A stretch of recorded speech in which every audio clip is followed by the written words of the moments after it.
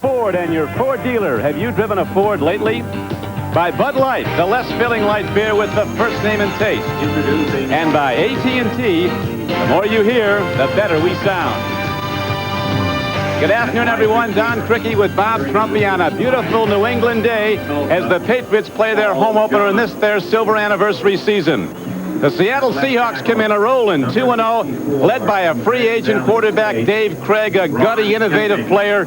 But he leads the team in rushing, Bob. I'm not sure that's what Chuck Knox wants. No. Last week he had 2 touchdowns running the ball. You're right. That's not what the Seattle Seahawks wants. The center. You remember that Jim Zorn used to do this, and it kind of cost him a few years because of a broken ankle. They want Craig throwing it. They want somebody else running it. One of the great backs in the league is out for Seattle. Kurt Warner, as you know. But Franco Harris is in. He knows about winning 4 Super Bowl championship years at Pittsburgh. Do they lose much, though, with the veteran Franco? Oh, yeah. Kurt Warner could go inside, could go outside, could get the tough yardage.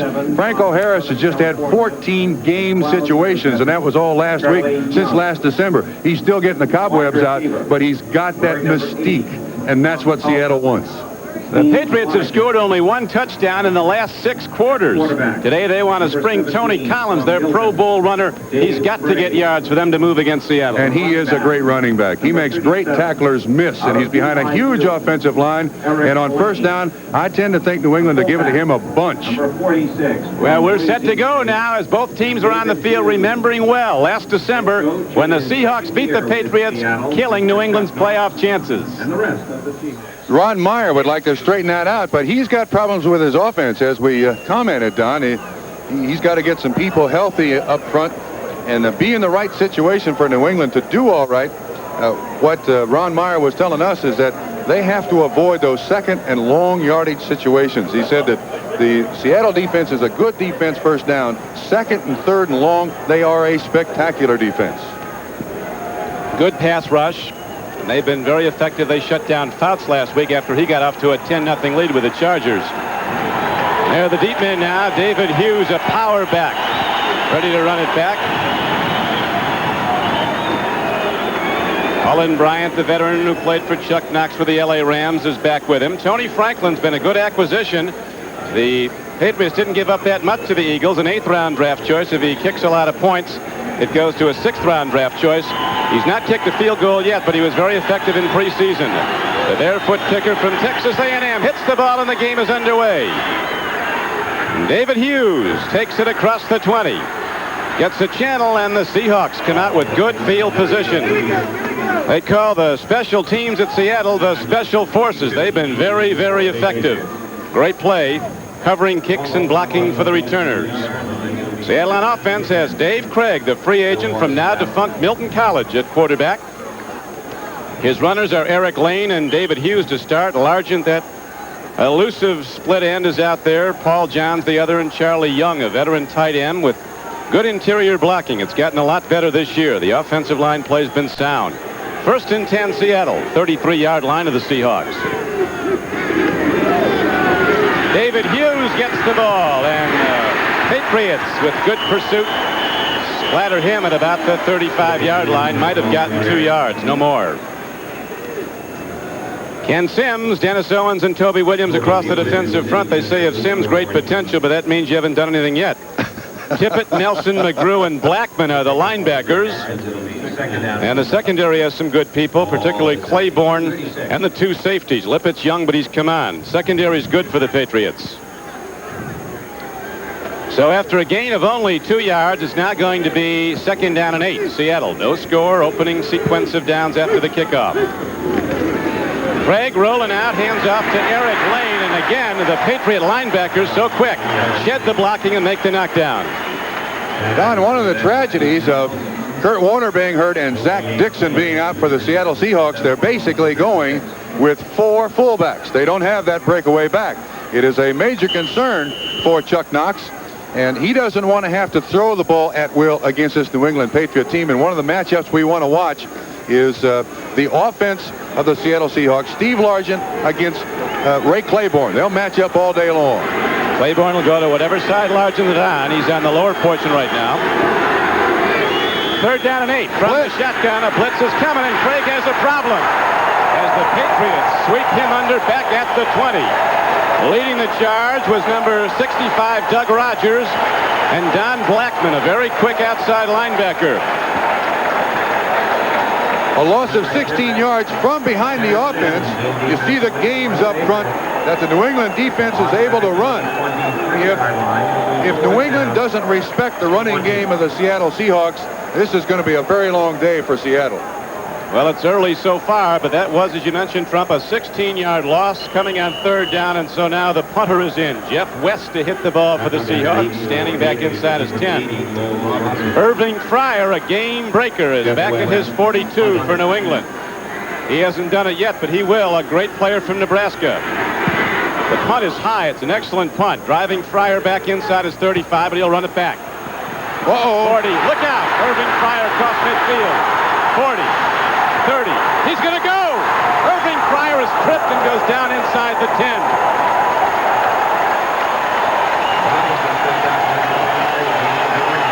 No flags. So the Patriots, who've not scored a touchdown in 6 quarters, look like they're ready to go in now if they can keep this momentum going. Don, how many people who are the first overall pick in the draft start their careers as punt returners and kickoff returners for the New England Patriots? Irving Fryer obviously willing to do anything he can.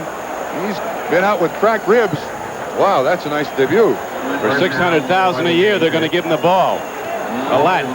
Any way you can get it, you put it in the hands of the great one, however you have to. Now, the Patriots, with their first down of the game, will start from the 10-yard line of Seattle.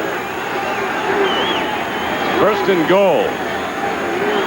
No score. Grogan at quarterback. Takes a look. He has a problem. Bubble. Free ball. Seattle has the ball. And they're not done yet. Joe Nash, a Bostonian from Boston College, who's played some great middle guard, nose tackle for Seattle, came through and made the hit. Jeff Bryant was there, and also coming was Action Jackson, number 55, Michael Jackson. Don, I think they got impatient. They got Tony Collins. You can see Nash coming 72, Bryant from the outside. They didn't fool anybody. You got Tony Collins in the backfield. I think New England was impatient. They wanted to get the thing in on the first play, which is not a very smart thing to do. That has been one of the criticisms of Grogan. He tries to get it all at once. Ron Myers said we had to settle him down, realize it's a gradual process getting in the end zone. He's so competitive. So the Patriots, unable to stand prosperity, give it right back to Seattle, and now the Seahawks go first and 10 from their 20. Running with the ball is Eric Lane. Look at these sticks. That was Andre Tippett, a big, rangy outside linebacker from Iowa who really puts the lead down. All right, I'll make the point again. There is absolutely no respect for the Seattle running game at this point. You're going to see linebackers being across the line of scrimmage and being across the line of scrimmage in a hurry until someone breaks one up through there. They talk about the two things you can't coach, Trump, speed and luck. Seattle doesn't have a lot of either on the flanks, but they've got a guy that'll get it if he gets open. The Patriots have their speed back on the flanks. Morgan will be back in. Here is a throw by Craig, a timing pattern and going for the ball, but unable to get it is Steve Largent. Claiborne against him. Claiborne says he'd rather play against a burner, that you know he's going to do. He said Largent is so tricky, you never know where his pattern's going to take him. That's a matchup that will occur all day long. The New England Patriots do want Ray Claiborne on the best receiver of their opponent. This is just called a fade pattern. And you line up far enough inside. When the ball is thrown, then you go outside. But watch Ray Claiborne reading the eyes. That's not pass interference. If you wave two hands in front of him, that's pass interference. One hand, it is not. Chuck Knox, the Seattle coach, talking about the 140 yards a game he has to get from his other people now that Kurt Warner is sidelined for the season. 3rd and 10 coming up as Craig goes from shotgun. Over the middle, he has got his man. Paul Johns turns the flank. He's in open field, and Paul Johns in a sprint down the sideline. Breaks it across the 45. He's out to the midfield stripe, and he has on a 3rd and 10 a big gainer and a first down for the Seahawks. Well done by Seattle. You're right, throwing the ball underneath. Now they'll get some respect from the New England defense. 26 yards on the pass and catch. You can see Paul Johns bouncing off a linebacker. And watch the blocking out here in front. 33, Dornick gets one. Looks like Bryant gets one. And Johns turns up the field with great speed.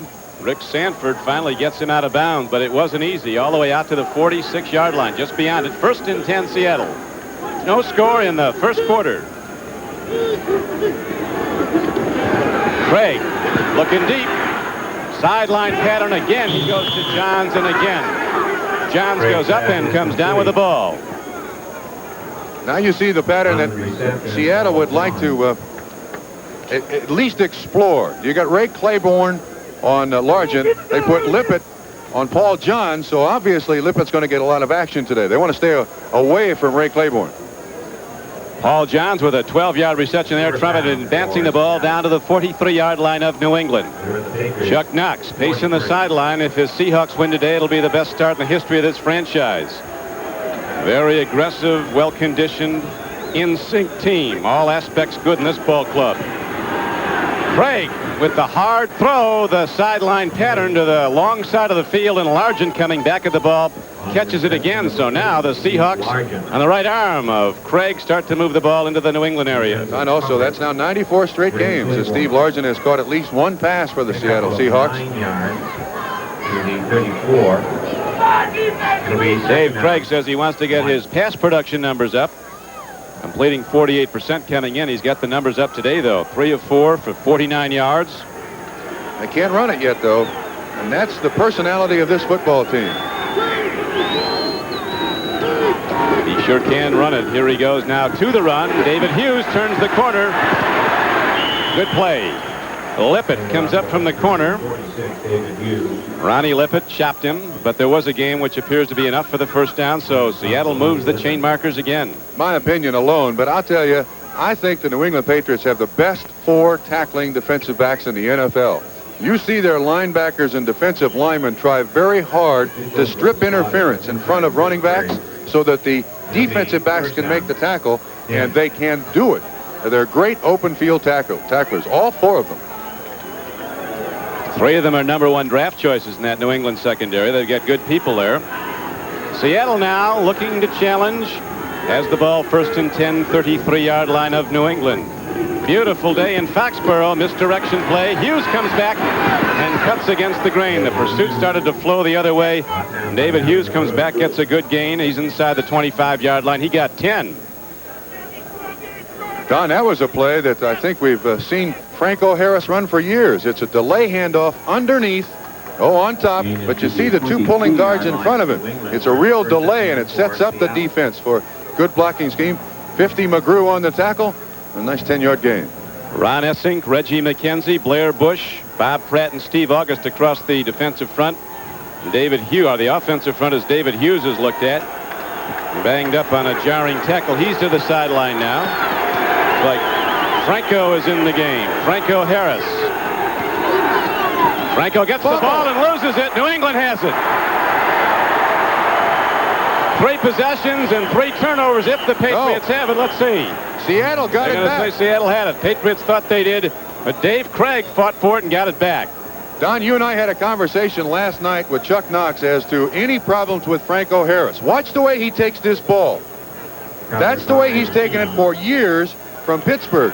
Seattle likes to take the ball with the elbow up. And apparently last week in Peg and Franco Harris, Chuck's theory was, look, as good as he is, give it to him the way he wants. Well, that time you could see Craig reach, and the connection was not quite made.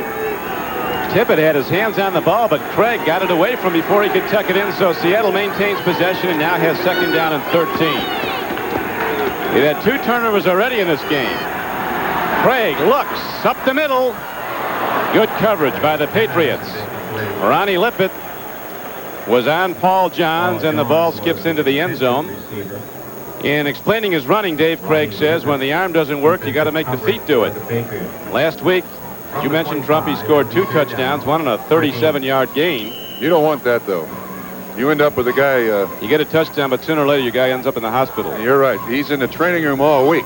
You don't want that to happen. You want to protect that guy, and you want to have people around him that can run the ball. But as we said earlier, the Seahawks have 4 fullbacks. Chuck Knox there's the only NFL coach to take 3 different teams to the playoffs. The Rams, the Bills, and now the Seahawks. Patriots now with a 4-man front, 6 defensive backs, Don. 3rd and 13. Nice defensive play. Rick Sanford, former number 1 out of South Carolina, number 25, went up and tipped the ball away from a young wide receiver from Duke, Chris Castor. And so the Seahawks drive stalls, and now they have 4th down coming up, and they're getting ready for a 42-yard field goal attempt.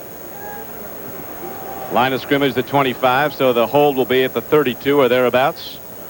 Place kicker is a very good one. Norm Johnson, a big guy from UCLA. 5 for 6 on field goal tries this year. Hit all 7 extra points. Number 9. He's got a great holder in Zorn. He's also got one of the best long snappers in the business in Blair Bush getting it back there. He'll have it laces facing the goalpost. Perfect for Zorn. Kick has plenty of drive, and it's right through the middle. And so the Seahawks, after giving the ball away on a turnover, take it back, drive down the field. And so the first points of the game give Seattle a 3-0 lead. Don Criqui with Bob Trumpy back at Sullivan Stadium, Foxborough, Mass, where Norm Johnson is ready to kick it off now for Seattle after just hitting a 42-yard field goal for the first points of the game. Irving Fryer, Greg Hawthorne, and John Williams are back to await the kickoff of Johnson, and here it is. Good one. It's going to carry way into the end zone, and they'll not bring it out. Irving Fryer downs the ball, and on the touchback it comes out to the Patriot 20. New England had a golden opportunity. 42-yard punt return by Irving Fryer. Brought it down close. Couldn't get points, though, and Seattle comes back the other way and does it. Grogan at quarterback, Collins his main runner. Ramsey his H-back, really a tight end in motion. Starring and Morgan, good speed in the flanks, and Lynn Dawson's the tight end. They're really playing with 2 tight ends and 1 running back. Offensive line, some say, could be the best in football. There's none better than left guard John Hanna. 1st and 10, New England from the Patriot 20. Handoff goes to tough Tony Collins. Doesn't get much. Seahawks say the key to this game defensively is to jam the front, seal off the blocking areas of the offensive front of New England, and make those runners go east and west. Jacob Green and Jeff Bryant on the ends with Joe Nash in the middle. There's 3 men. They're tough. Great pass rushers, all of them. Linebackers very active, also big. Rather unusual today in professional football to find linebackers of that size. And the defensive backs, that's a misnomer. They'll at times play 8. There's only 4 listed there. 2nd down and 7. A hard yard comes ahead, and it's Tony Collins fighting for it as he's hit at the 26 and gets maybe to the 28-yard line. Bruce Schultz knocked him down. Oh, no huddle. Going right at it. No huddle. Whatever it takes to win. 3rd down and 2.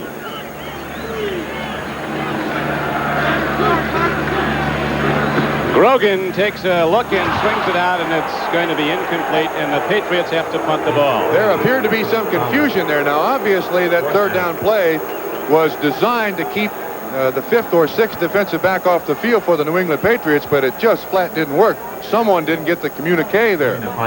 Let's see if Steve Grogan goes to Ron Meyer and wonders what happened. The receiver on that side kind of just floated out there and didn't do anything. And you can see Grogan looking for him, waiting for him to do something. And then the alternate, of course, appears to be a screen.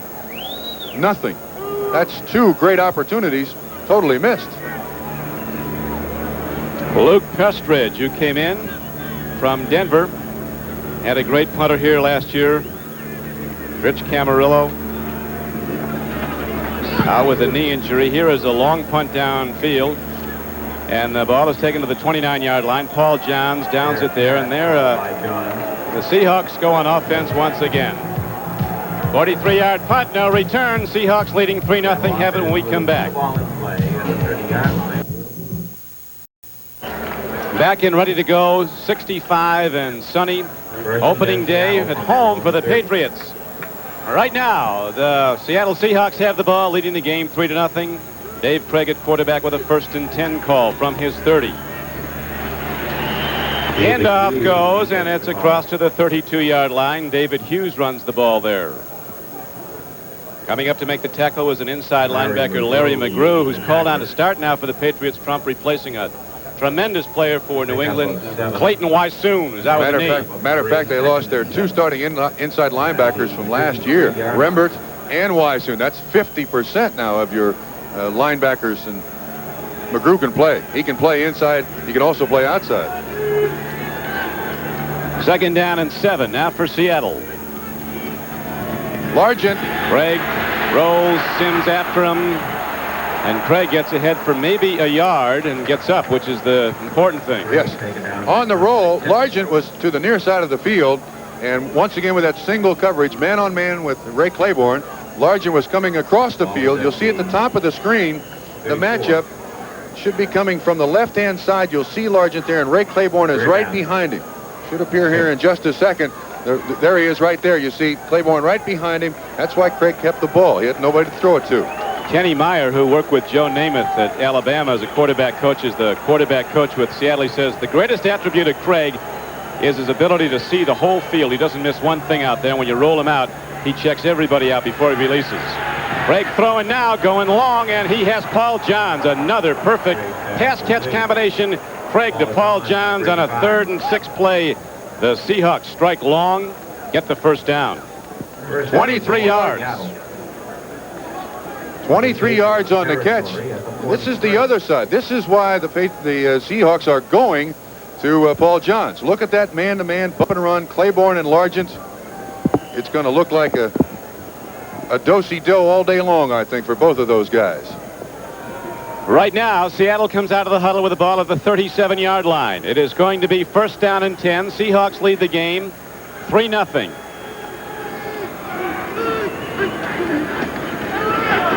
Franco Harris turning upfield, and he gets very little, maybe a yard.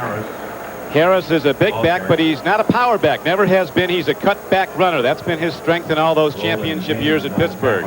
Forget the yards. He got the good handoff, and that's the most important thing. And I tend to think that Chuck Knox put him in there.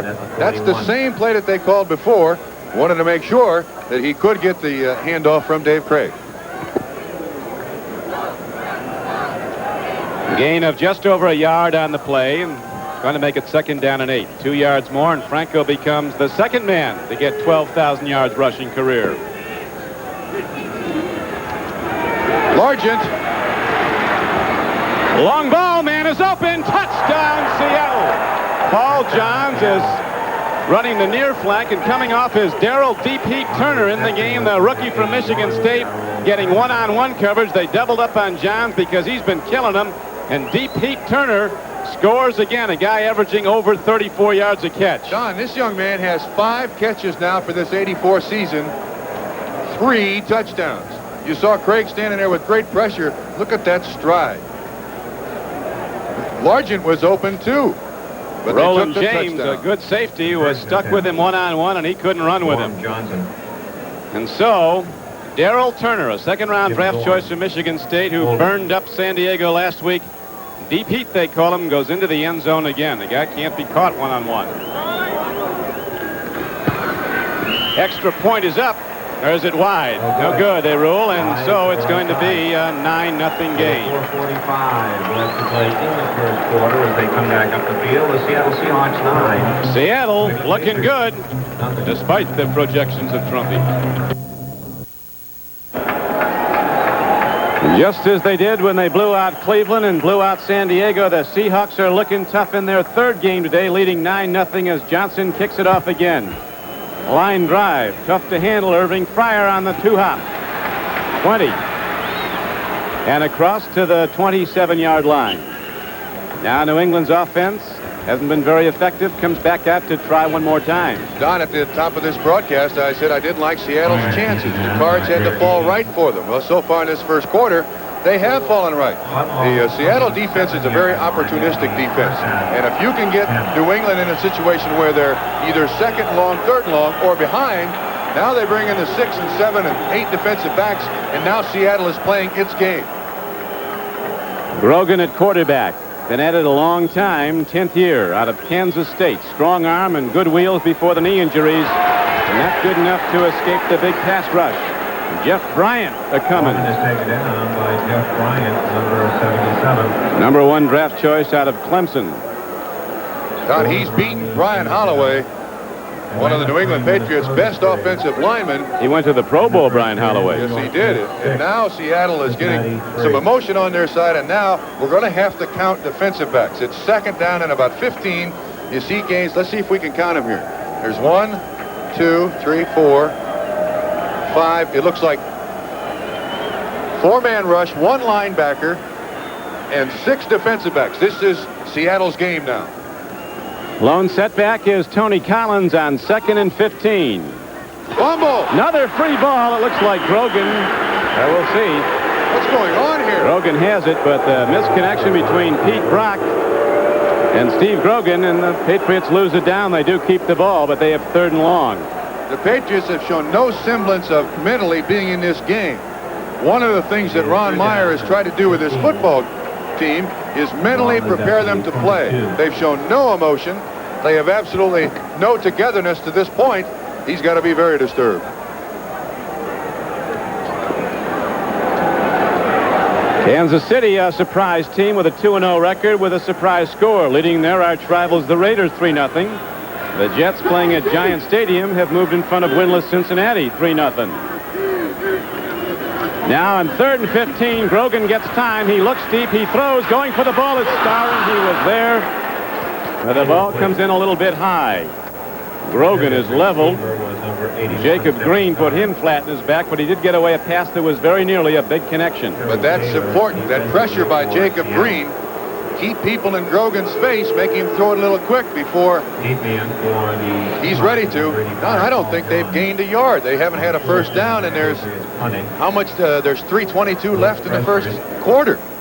This New England offense, they shouldn't even have showed up so far. You'll remember Irving Fryer's punt return down to the Seattle 10-yard line, and 1st and 10. The Patriots quickly turned the ball over on a fumble. Grogan was sacked. Prestridge punts the ball down. There's a man in the year of living dangerously. Kenny easily tries to run it back.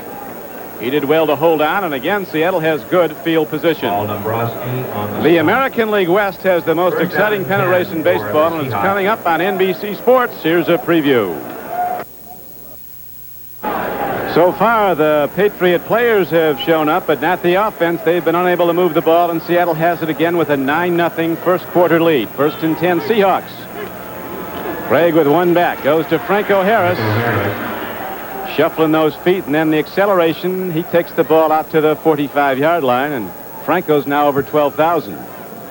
Certainly a milestone, isn't it? Only the 2nd back in history, regardless of how he gets it. I mean, the one thing about Franco Harris is his durability. Well, Jim Brown criticized him for running out of bounds, but he's played really 14 years. He's had a whole season of playoff games. Absolutely right. And remember, too, that he did not have a training camp. He's had no real physical contact since last January. So he's trying to make up for a lot of lost time. He came in and told the Seahawks the record would be nice, but he said, I want to go to the Super Bowl with you guys. They really like that. Here's Franco now trying to change direction. And coming up is Dennis Owens, the middle guard. Shedding the block of the Seattle center Blair Bush and making the knockdown, so it's going to be 3rd and 6. Don, the Seahawks right now can keep giving it to Franco Harris or keep giving it to a running back because of that 9-0 lead. And so far, New England, as you said, the offense has not shown up. So until the New England does something offensively, what Seattle doesn't want to do is turn the ball over now. Just be very conservative with it. Shotgun on 3rd and a long 6 for the Seahawks from their 45. Craig takes a look in the flat, timing pattern again, and Paul Johns comes down with the ball. Craig's pass is complete. Ernest Gibson, an extra DB in the game for New England, but to no avail. An 8-yard gain on the play.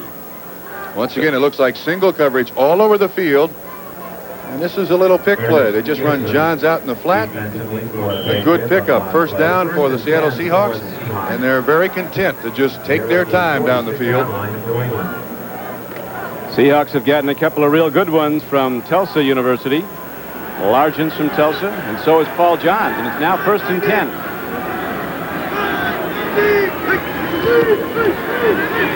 Craig Rowland now dropping back to a screen, and a well-executed play it seemed. Still running with the ball is Mike Tice, a backup tight end. They'll spot it at about the 41. Now, while we have a moment, let's go to NFL 84 in New York. All right, Don, the Meadowlands, the Jets have taken the lead over Cincinnati. Kirk Springs, a 74-yard return after a Jet goal line stand forced the Bengals to kick a field goal. That set up a Pat Leahy field goal, 39 yards. The score now is 6-3. The Jets lead it. Thank you, Bill. And here in Foxborough, it's Seattle 9-0 over New England. Craig throwing the ball very effectively. He's put it up 10 times. He's hit 7 for 123 yards. And the long ball touchdown to the rookie, Darrell Turner. Handoff on 2nd and 2. Patriots throw it back. We'll see where the ball is spotted.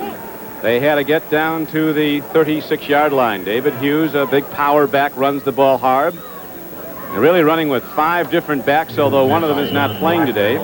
Zach Dixon's out with a knee injury.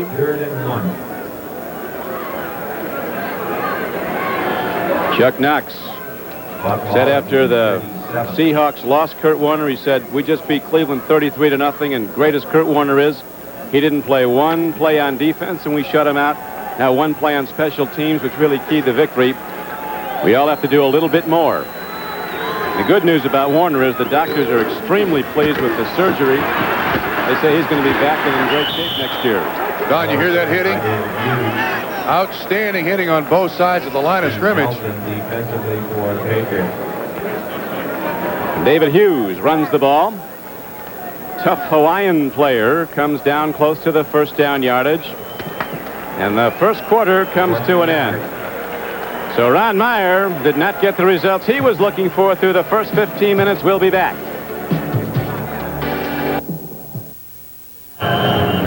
Coach Knox and Coach Myers, so far, Chuck Knox's Seattle Seahawks have been the dominant team, and again, they have good field position, but they have to punt the ball as we open the second quarter. They were inches short. Looked like they got the first down, but the spot was short of the mark. Yeah, they got a very rough spot. Look at that. You wonder why the score? West punts the ball, hits it high, and it'll angle into the end zone for a touchback. Knox often talks about making your opposition go the long field, and the kicking game does that. It has so far today. The Patriots get the ball back, but they'll start out at their 20 with 80 yards to the end zone. So Seattle with a 9-0 lead, and Grogan on the Patriot offense tries again. Grogan's had a tough day at quarterback for New England. 2 fumbles and 2 sacks. He tries to move the Patriots again. They trail 9-0 now as we're early in the second quarter. Handoff. Tony Collins gets ahead maybe for 2 or 3 yards, running into the left side of the Seattle defense. Sheldon Robinson, a big free agent linebacker from North Carolina, number 57, sweeps him under. Don, there's no reason for New England to panic now. They got to go back to their game plan and just establish something at the line of scrimmage. They've got to be patient. They got 3 quarters to get back in this ball game. I don't think offensively they can play any worse than they did in the first quarter. They got that much to build on. Well, they got speed on the right flank now. Morgan is out there and Starring on the left flank. Both can go deep, and they're doing it right now. Morgan. Almost intercepted. Keith Simpson, the left side cornerback, came up on the ball, and Morgan did well, turning defensive back to keep him from catching it. You know, it's interesting. New England has thrown the ball to the outside and to the outside exclusively. They've not tried to throw inside. Last week, Miami, here we go with a quick huddle play. I'll continue in a minute. Grogan twice now has put his team in alignment without a huddle. 2, 4, 6, 8. 3rd and 7. They're trying to get Seattle, keep them from getting those people in the game. They only have 10 men on the field, Don. Well, they need it. I repeat. That might make it even. Yeah, because of the quick huddle and the quick play at the line of scrimmage, Seattle was trying to get their 5th and 6th defensive backs in. They only had 10 guys on the field, still got a sack. 3rd sack of the day for Seattle. They got nothing. That used to work for Bud Wilkinson at Oklahoma back in the 50s. He'd run 4, 5, 6 plays without a huddle. Patriots might go back to huddling. I think it'd be a great idea. At least talk this thing over.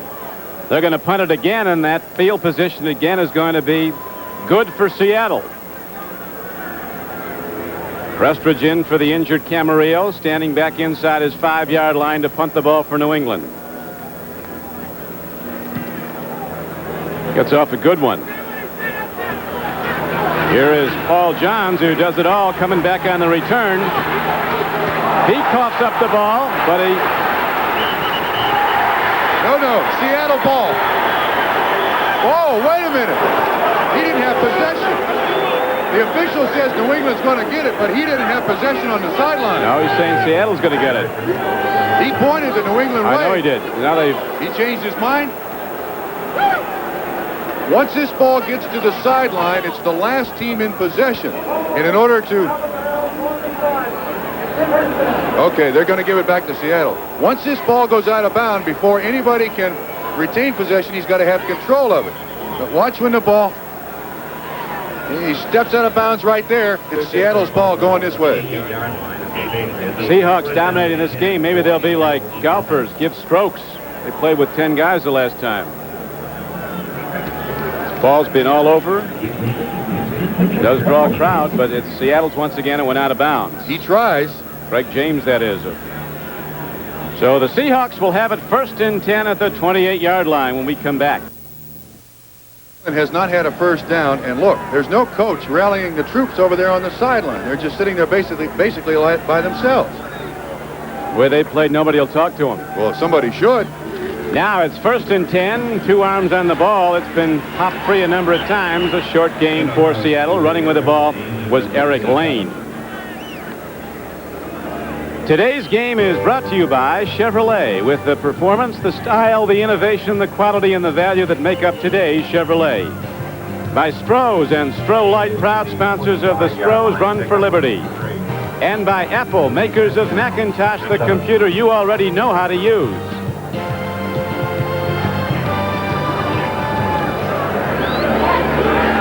We have 12:53 to play in the first half.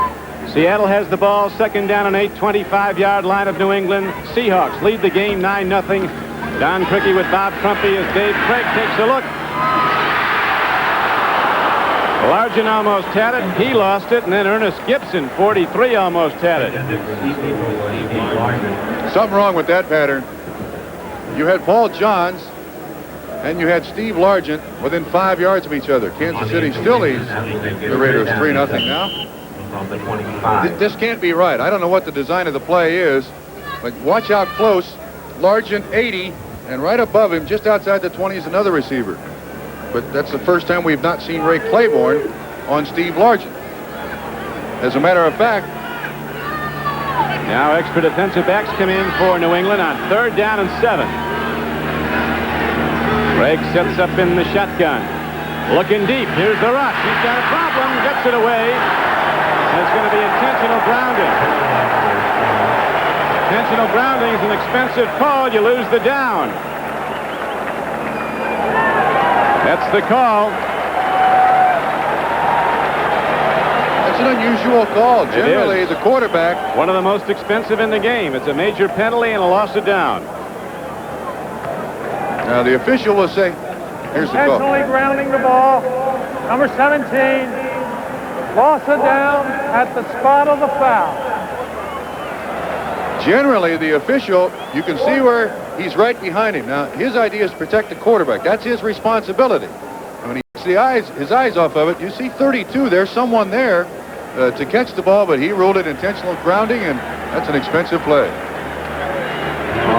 So now the ball's at the 39-yard line of New England. And Irving Fryer standing back, although West should hit it in the end zone. Chicago, we saw them last week, Trump, and they are tough. Oh, killers. They got a defense that puts people right in the emergency room. You got it. They need more than one stretcher when you play the Chicago Bears. West angling his punt. It's a high one. Might be well done, though. That's a good one. It really is well done, as it's down at the 7-yard line. Coming down to grab the ball was Fred Young, a standout rookie special teamer. Marino and Duper lead the Miami Dolphins against the Indianapolis Colts next week. Here's a preview.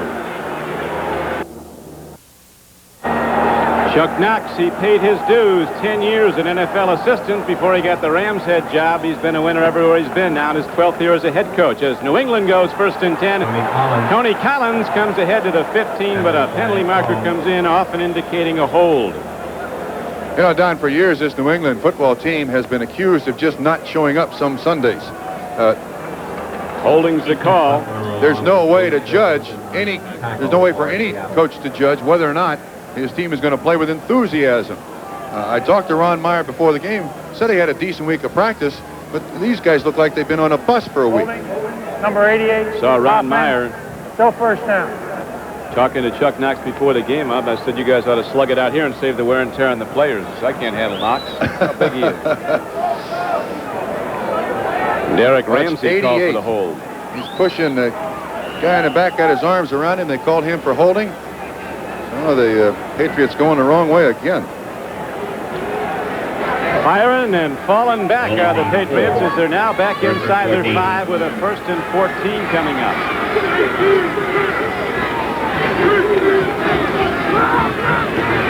Tony Collins going wide, working hard to get maybe 4 yards out to the 8. 1 o'clock games in this third week of play. Kansas City standing tall at Arrowhead Stadium, leading the Raiders 3-0 now in the second quarter. Chicago with another field goal by Bob Thomas extends its lead over Green Bay to 6-0. The Jets still holding to that 3-point lead over Cincinnati, a team Trump that was supposed to be good, but the Bengals haven't won yet. You all right? Minnesota and Atlanta. Not much offense around the league today as the Vikings lead 6-3 in the second quarter. Tony Collins runs again behind the right side, the power side. John Hanna pulls and gets in front. Called the offensive line of the New England Patriots the Foxborough Skyline. They're huge. Brian Holloway, the left tackle, is 290. Hanna's down to 265, has played at 290. Wooten's 275. Darrell Haley, the right tackle, is 275. But it's all statistics unless you start to move the ball. Patriots with an opportunity here for their first down of the ball game.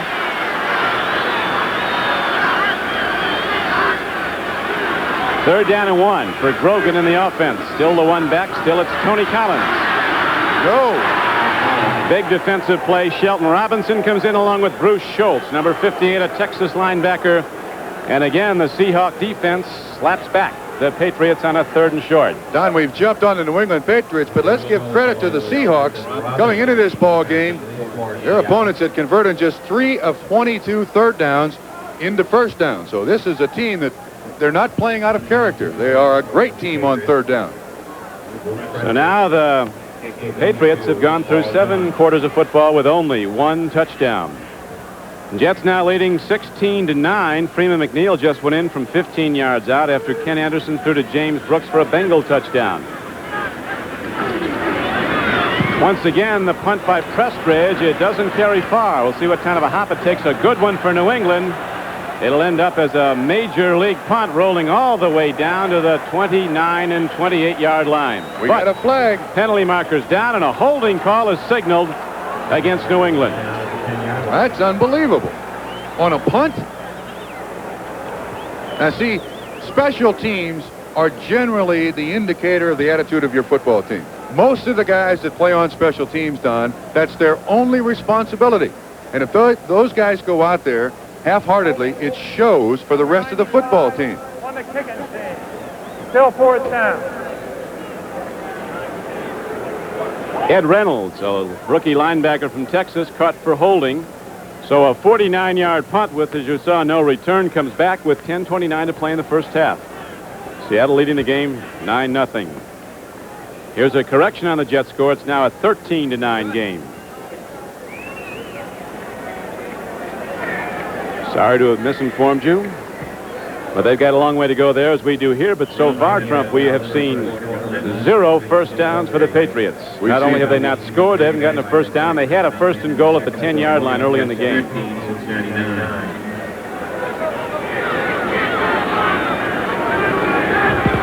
Paul Johns getting ready for the punt. Downfield it comes, and Johns will return it from the 47 of New England. Up the middle, 30, 25, 20, and the Patriots might have thrown up a white flag. They're not playing football, and the Seattle Seahawks are tearing them up.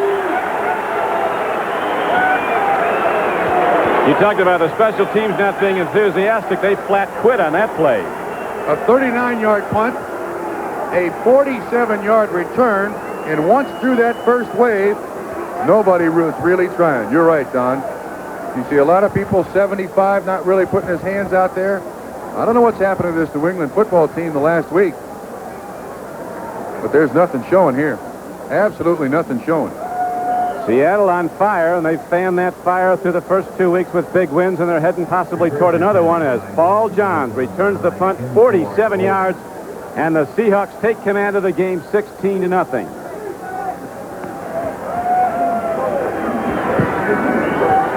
Extra point by Norm Johnson is up and good. 16 left to play in the first half here at Sullivan Stadium as they come back up the field. Seattle Seahawks Settled 16. with a 16-0 lead on the good extra point. Paul Johns just ran back a punt 47 yards, and the Seattle Seahawks have opened up a 16-0 lead. Norm Johnson getting a lot of work on kickoff. Irving Fryer getting a lot of work returning him. High spinning kick, and Fryer will take it at the goal line. He can go. Not here, though, as Seattle, with the special teams coverage, the special forces, they like to call it, under Coach Rusty Tillman, fill the lanes and are not taken out of them, and there's nowhere for Irving Fryer to run. But, Don, did you notice that there were 4 guys there to make the tackle on Fryer? Nobody's doing anything for New England. Right now, we remind you that this telecast is presented by authority of the National Football League. It is intended for the private use of our audience. Any rebroadcast or other use of this telecast without the express written consent of the New England Patriots and the National Football League is prohibited. 14. Right now, the Patriots wouldn't want anybody to be seeing it. Greg James in the backfield. First and 10 Patriots. James gets his first call. Working hard, gets some, then is thrown back by Keith Butler, who led the charge.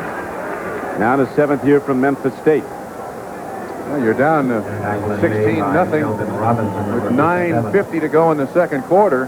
Very unimaginative call, wouldn't you think? Boy, there have been big plays on the other side, though. 47-yard punt return. Before that, we saw a 41-yard pass play. Darrell Turner in the end zone. As Bud Grant said about man-to-man coverage, at least when there's a breakdown, you know who to blame. That's true. Seattle now with 2. Takes me a while to count them. 4, 6 defensive backs, 1 linebacker, and a 4-man rush. 2nd and 6 for Grogan and the Patriots. Intercepted. This will go in. Kenny Easley. Touchdown.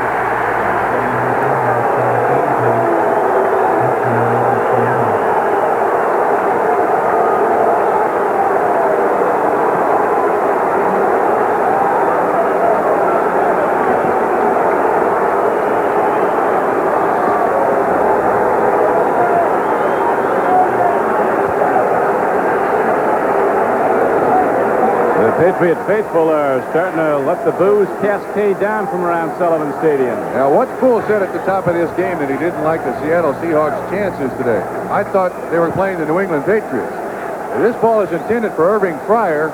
Steve Grogan backs up, easily sitting there waiting for it. With those 6 defensive backs, they're double covering everybody. The end result, the turnover, another score. Tell you one thing, there's some whooping and hollering back in Seattle. That town is football mad. As Franco says, it's like the Steelers fans in the 70s. A lot to cheer about now as Grogan's 0 for 4, 1 interception, 2 fumbles, 3 sacks. A very forgettable day, but not for the Seahawks, who lead 23-0. Coach Ron Myers made a good decision, it would appear here. He's going to change pitchers. Second-year man Tony Eason, who holds about 10 NCAA passing records in the Big Ten, will be coming in for Grogan, who's had a bad day. So have the Patriots, who trail 23-0. Irving Fryer takes the ball across the 25. And now with a new quarterback, we'll see if it's same old New England offense. They give Eason a warm welcome here at Sullivan Stadium. Yeah, for years, this place is not like Steve Grogan. He's coming off a 4-interception performance last week. And that one he threw to Irving Fryer, easily was standing right there. It was a very poor choice. But if I were Tony Easton, I would not be comfortable out there. I mean, it's not just that the quarterback has played poorly. Everyone has played poorly. Tony Easton, one of those celebrated #1 drafted quarterbacks last year. There were 6 in the first round. He didn't get much playing time, but he's going to get some the rest of this day. Here he throws, and it's a good strike downfield. Ball is lost by Morgan. Just a little bit low, but Easton standing in. Shows that big league arm as he guns a fastball that Morgan almost had. And right now, we pause briefly for station identification. This is the NBC television network. WVIT Channel 30, New Britain, Hartford, Waterbury, New Haven. This, the silver anniversary home opener of the Patriots. Not been a game to celebrate, though, as the Seattle Seahawks have blasted them 23-0 through 2 quarters of play, and a long way still to go in the first half. 9 minutes to play. Easton on the rollout. Home run ball. Morgan had his man beat. He didn't see him. Goes to Ramsey, and he can't hold on. Derek Ramsey. Stanley Morgan had a 3-yard jump on a corner. It appeared that there was only one receiver that he was looking for, and that was Ramsey. You see Schultz, 58, right back there in the middle. And there's Ramsey. Easton does a good job getting it out there. That ball should have been caught. That would have been the New England Patriots' first down of the ball game. So Tony Easton 0 for 2, but he's been impressive. 2 balls that could very well have been caught. Certainly the last one should have been. Okay, here we go again now for Seattle. They got 4 defensive linemen, 1 defensive back, 1 linebacker, and 6 defensive backs. 3rd and 10. They're not going from any shotgun as Easton stands in, and he's got to eat the ball. From the wide flanks came Green and Bryant. Up the middle came Joe Nash. 4th sack with a 4-man rush. They also came with a blitz. Watch inside and outside. You see the games. 56 Gaines is the first one to flushing from the pocket, and he also gets the sack. First down, Seattle 7, New England 0. Back at the 30-yard line of Seattle. Tony Easton looking for some counsel on the sidelines. It's going to be interesting here, Trump, now to see how the Patriots special teams respond after Paul Johns just ran right through them last time he took a punt for 47 yards and a touchdown. Prestridge hits a boomer. High, long punt. Johns signals for and makes the fair catch back at the 28-yard line. So the Seahawks get the ball once again after a 50-yard punt by Luke Prestridge. We'll be back in a moment.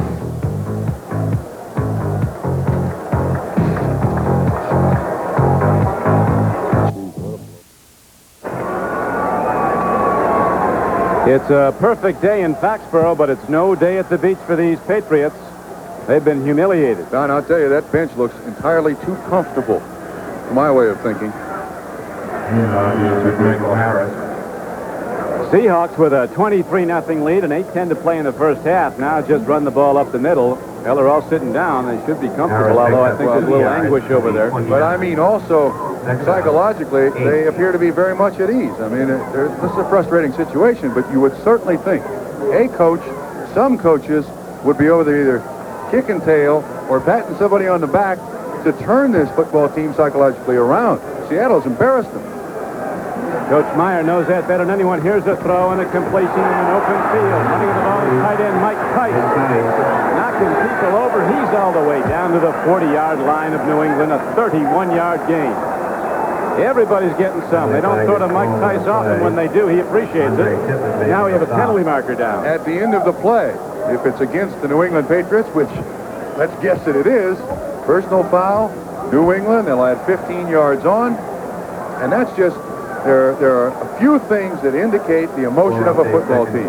Special teams is certainly number one. The other thing is tackling. You saw Mike Tice break a tackle about 10 yards deep. It was not a good tackle. And Ray Claiborne was the guy who had his hands out there. Generally a very good tackler. I mean, everything that you look at in a football game, indication-wise, is just not there for the New England Patriots. And the Seattle Seahawks again have a first down at the 27-yard line of New England. Seahawks taking no prisoners on offense, defense, or special teams. They've just buried New England in every aspect of the game, including attitude. Right now, Franco Harris runs wide, turns upfield, and gets down to the 22-yard line. Got about 4 or 5. Steve Nelson and Toby Williams were the tacklers for New England. This is a simple game to play. You control the line of scrimmage. You're generally going to beat your opponent. Watch from behind the defense. The ability of Blair Bush to get position on Lester Williams. You see the little bow in the defensive line of scrimmage. Steve Nelson there to make the tackle. Franco Harris, 13th year and chronologically, but with all those playoff games, he's played over 14 seasons worth of games. He's got over 1,000 yards rushing in the playoffs. Yes. All-time playoff rushing leader, and he hopes to be back there this year, and looks like he will. Franco looking good. Hard not to at this point. Penalty marker down. Rick Sanford made the tackle. Franco still got that quickness, that ability to stop. Here's the call, holding. Seattle. Reggie McKenzie there coming off the field. It looks like he lost his shoe. I think he sprained his ankle a little bit. Reggie McKenzie, he's been doing it a long time. 13th year from Michigan. Former captain of the electric company at Buffalo. He turned loose the juice. Offense, still second down. It's on the wide receiver, Paul Johns here. You know, it's just got to be a thrill for Reggie McKenzie. The first thing he's done wrong, Paul Johns. You're right. Heading to Canton to the Hall of Fame. For McKenzie, this has got to be a thrill. He blocks for O.J. Simpson and now gets a chance to block for Franco Harris. At the Patriots, 27. Kurt Warner can make a few All-Pro linemen, too. Here's Craig looking into the end zone. Long ball overthrown. That time they were going to Paul Johns. Darrell Deep Heat Turner comes in and strikes unexpectedly. Then he disappears. We haven't seen him again. The rookie from Michigan State was in to catch one ball. He caught it in the end zone.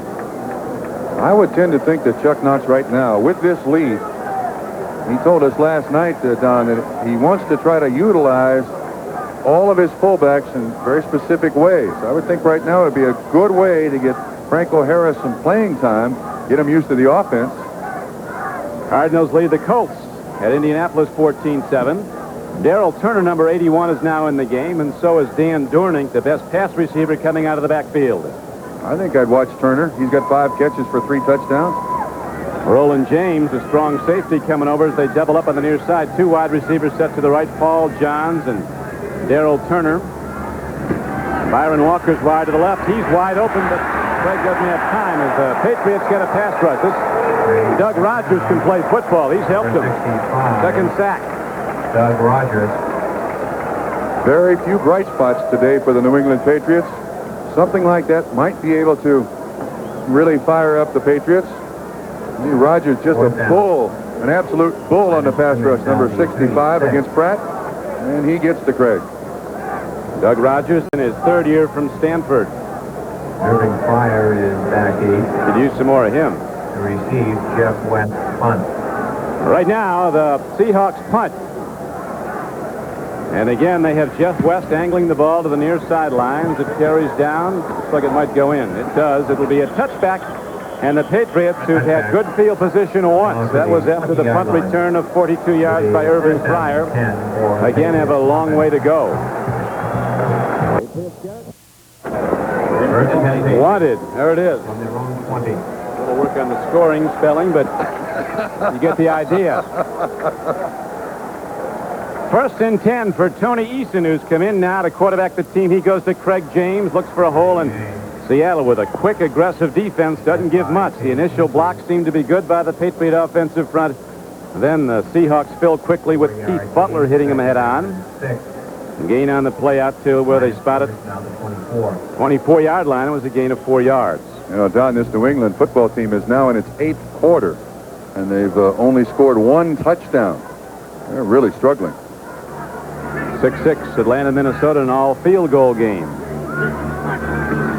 Eason pitches back again to Craig James, and again there is good defense supplied by the Seattle Seahawks. Coming up quickly was the free safety John Harris, number 44. Last year, this New England running game was outstanding, absolutely outstanding. For some reason, the New England Patriots went away from the 2-back offense went to the one-back offense with the motion tight end, and through the first 2.5 games of this season, it simply has not worked. And Ron Meyer says it's their offense. Sure hasn't worked. Been a long time since they've been in the end zone, these Patriots. Now they go back to the run on 3rd down, and they don't get there. Pryor was running a fly pattern down the field with a man in pursuit, but Easton's play was a called run all the way, and it didn't get there. So on 3rd down, 4th down, and 3, once again, Luke Prestridge comes out to punt the ball. I don't know which way to look at it. Is Seattle this good, or is New England this bad? The Rocket offense, 1, 2, 3 kick. Yes, Lawrence Welk. A 1 and a 2 and a 3. Bob Hope said the other day that he and Lawrence Welk play golf together, then they hold hands afterwards and try to contact the living. Well, somebody ought to contact the living down there on the New England bench. Can't find many. Knuckleball punt. High hop, they're going to let it roll, and takes a good roll. Here's another penalty marker coming in. Penalty marker. What would a punt in this game be without one of those? 54-yard punt, but it could come back. Bob McElwee, the referee, with 3 minutes and 59 seconds left to play. Illegal push in the back by the turning team.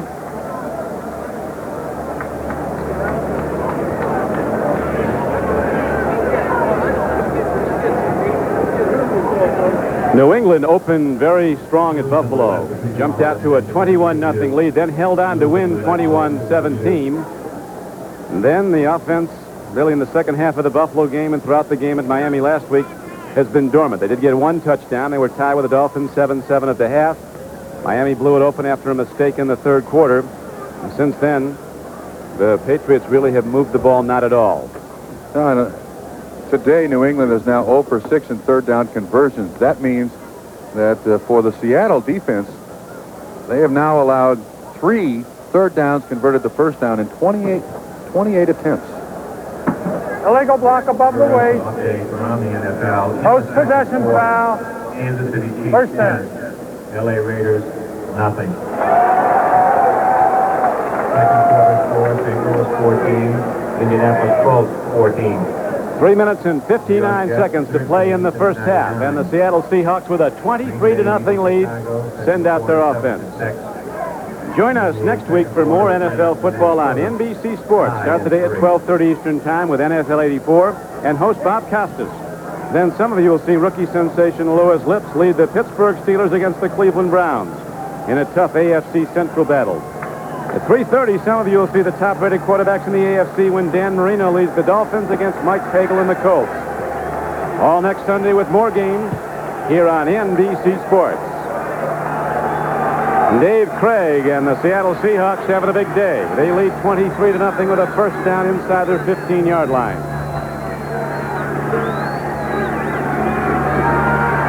Franco Harris going wide. New England defense playing hard, shutting down the run again. Don Blackman, 55, and Roland James on the tackle for the Patriots. Franco with that stutter step to the left. To the right, comes back to the left. Mr. Williams, 72, was in there to kind of disrupt things. That's an excellent tackle from the corner position, but they haven't made many. When we talked with Chuck Knox last night, we asked him, is Franco adapting to the Seahawk offense? He says, we're adapting to his. We put in some Steeler plays. Yes.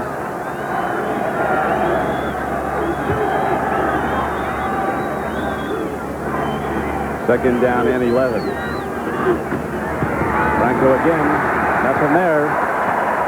The 3rd down and 11. Toby Williams closed it down. Number 90 also on the play was Andre Tippett, number 56.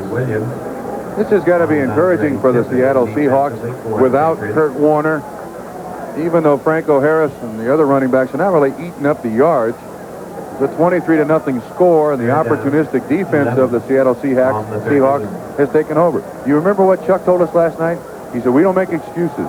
Kurt Warner is out. Somebody else has got to do the job. Today, the special teams and the defense has done the job. Well, I talk about, emotion being 80% of football, and this team is a very spirited up team. They're just ready to play every game, every down. Seattle fans who packed that Kingdome have a lot to be proud about. This is a team that really wants to win and has been doing it. Off to the best start in the history of the franchise if they win today, and that seems to be very much a lock unless they fall apart. Number 17, offense. A couple of mistakes now for the Seahawks. Chuck Knox, like any coach, doesn't want to see mistakes no matter what the score. You're right, but still, I would think Seattle would be very conservative. They don't want to throw the ball up here in any situation that might give some momentum back to the New England Patriots. There's 2:23 left in the first half, and they want to make sure that they don't, if they give something up, it's not a cheap one. Delay of game now sets the Seahawks back inside their 8-yard line.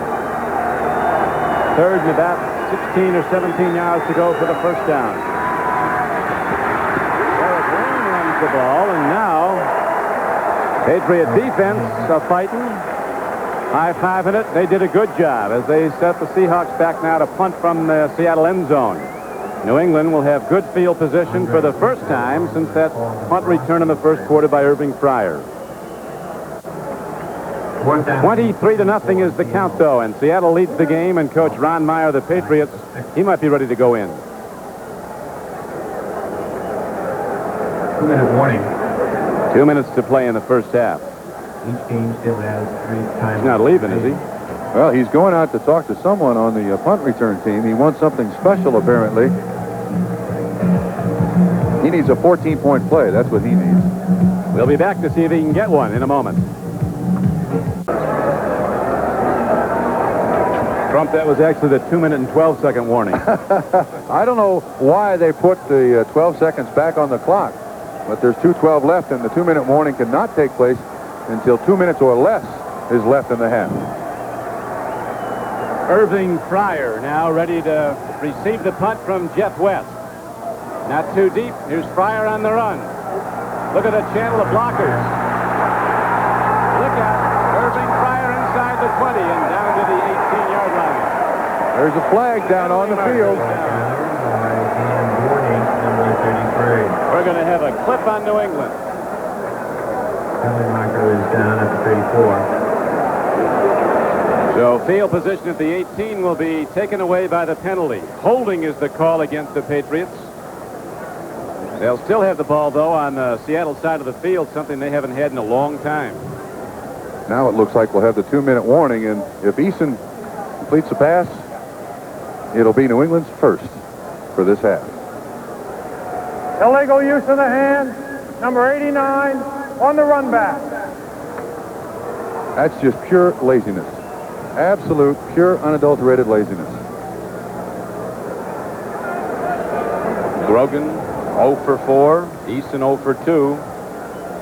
Patriots having a problem hitting the pass.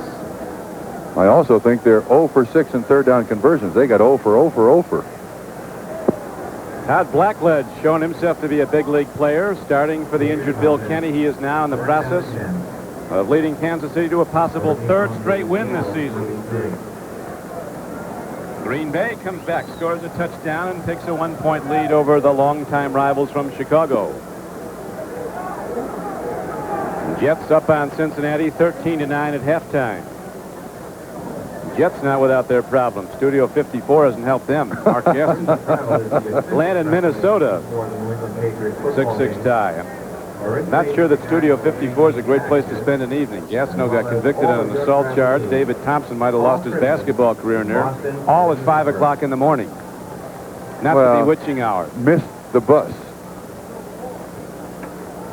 St. Louis now in a tie with the Colts. Colts rally to tie that game up 14-14 in the second quarter. And I wonder what Ron Meyer can tell this football team at halftime. This last 2 minutes is probably very important for the New England Patriots to get anything going, anything that they can build on for the second half. If they don't do something in this last 2 minutes, complete their first pass, finally get their first down, you go in at halftime and say, well, why don't you just take your clothes off? We'll just burn the films and go on to next week. Remember one time when a guy coached Northwestern after they got beat 51-0 by Michigan, Rick Venturi. now an assistant coach with the Colts, said the only difference between me and General Custer is he didn't have to watch the game films on Monday. Well, you know, the sad thing about this, it's not just your teammates that will watch this film on Monday, and we got to have to go. I mean, Seattle scored 23 points in the first half. New England can score 23 points in the second half. But this game goes all over the league. Everybody sees it. First and 10 now. Patriots with the ball. Tony Eason at quarterback. Loops a pass. He finally makes the connection. Derek Ramsey, a big truck of a tight end, takes it down to the 31-yard line. Standing ovation as the Patriots have their first pass completion. And their first down of the half. These Ivy Leaguers, they know how to rub it in, don't they? This is just a simple play. Dawson, the tight end, comes off the linebacker, gains 56. And he's standing out there ready to catch it. I mean, it's nothing spectacular, but all it took him was 28 minutes to get it done. They're gaining on it, though. First and 10 of the 32. Pitch back. Tony Collins looks for a hole, finds one, and Collins rockets down inside the 25-yard line as the Patriot blockers open up the defensive front of Seattle. And Tony Collins takes it ahead for about 8 yards. And here they go into that offense without a huddle. 2-minute offense. Joe Nash on the tackle. He had to get 100 tickets for friends. He's from the Boston area. He's basically playing this game for free. Bob and Ahmad, Bill and X, they'll all be standing by. NFL 84 in New York as they update the scores and the stories of this third week of play. The story here in Foxborough has not been a happy one for the Patriots on home opening day, 1984, as the Seattle Seahawks, off and rolling even without the great Kurt Warner, with a 23-0 lead. As the calendar indicates, fall is almost upon us, but the boys of summer still have some unfinished business. Don't miss the absolute best in baseball. The 1984 World Series, the championship of baseball, begins October 9th here on NBC Sports.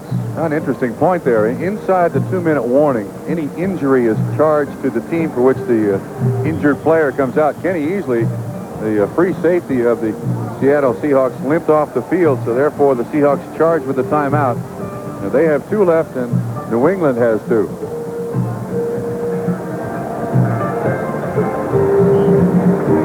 Don Criqui with Bob Trumpy, Foxborough, Massachusetts, Sullivan Stadium, home of the Patriots. Today it's been the home court of the Seattle Seahawks. Now, 2nd down and 2 for New England. Shutout so far late in the first half. Good throw. Hard throw in the flank. Little high for Stephen Starring. Seattle doing a great job of covering those receivers. They've not thrown in Stanley Morgan's direction at all. He was open one time deep. Stephen Starring was 4 years a quarterback at McNeese State. Said one thing he learned, knows what it's like to be back there looking downfield. He said he never comes back to the huddle and tells the quarterback, hey, I was open. Yeah. You know, he went to McNeese State because they kept him at quarterback. He had offers from bigger schools, but they wanted him to be a wide receiver, defensive back, but he wanted to be a college quarterback. Nothing there. Patriots try to give Tony Collins the draw, and there is no place to go. Knocked down at the 30, and so it's going to be 4th down and 8. The Patriots, with 1:18 and the clock running in the first half, go from scrimmage for the first down. Eason takes a look. He gets time. He fires the ball, and he gets the first down at the 14-yard line. Stephen Starring coming back to the ball, number 81. New England now challenging with the clock down to 58. You see it ticking down. That's the second quarter clock. Plenty of time. In the flat, another strike. Drop ball. Morgan drops the ball. Eason's come in, has had 3 drop balls. Dave Brown on the coverage there with Stanley Morgan. He had a severely pulled hamstring and is still not 100%. Watch this. Lets the ball get into his pads. You asked me before the game, how do you properly catch the ball? You catch it with your hands as far out in front of you as you possibly can. Then you bring it in. You can absorb the hit. Stanley tried to get it right at his body, at the pads, and it bounced right off. We'll see if Eason goes back to him now. 2nd down and 10 from the 15-yard line. Blitz. Did a good job. Hey, that's a receiver he threw it at. That's going to be a tough call if that's intentional grounding. I think that's what they're going to call. Morgan was right in the area where he threw it. They might reconsider that when they get together. They're going to call intentional grounding on Tony Eason of the Patriots, so there's lost it down. I think the referee threw the flag grounding the football against the quarterback, loss of down. for the way in which he threw the football, Don. If we watch this very closely, you'll see he's going down. Maybe the best choice would have been in the grass, but watch the way he throws the football. At that moment, he could have said Eason was in the grass right there, but you can see he's just dumping it off. I think the official is right. He intentionally grounded the ball, but he did it legally. Yeah, but I think the official is correct. There was a receiver near it. Quarterback, 10 yards from the previous spot, loss of down. Okay, if All there's the a great mistake- ones were masters at it. United. Sure. But once again, the official, I think, should have called him in the grass. You see Jacob Green coming there? That's in the grass. Then you got no question. It's a sack and you let go there. But maybe he's saying it's the manner in which he threw it. And he threw it way behind Stanley Morgan. Nevertheless, lost it down 10 yards. And the ball is out to the 25-yard line of Seattle. 3rd down and 20. The long ball coming up as Fryer goes in motion. Running over the middle, Irving Fryer. Eason looks at him. He's going to run the ball. Tony Eason. 5, 10, and he's going in. And finally, the Patriots have something to cheer about.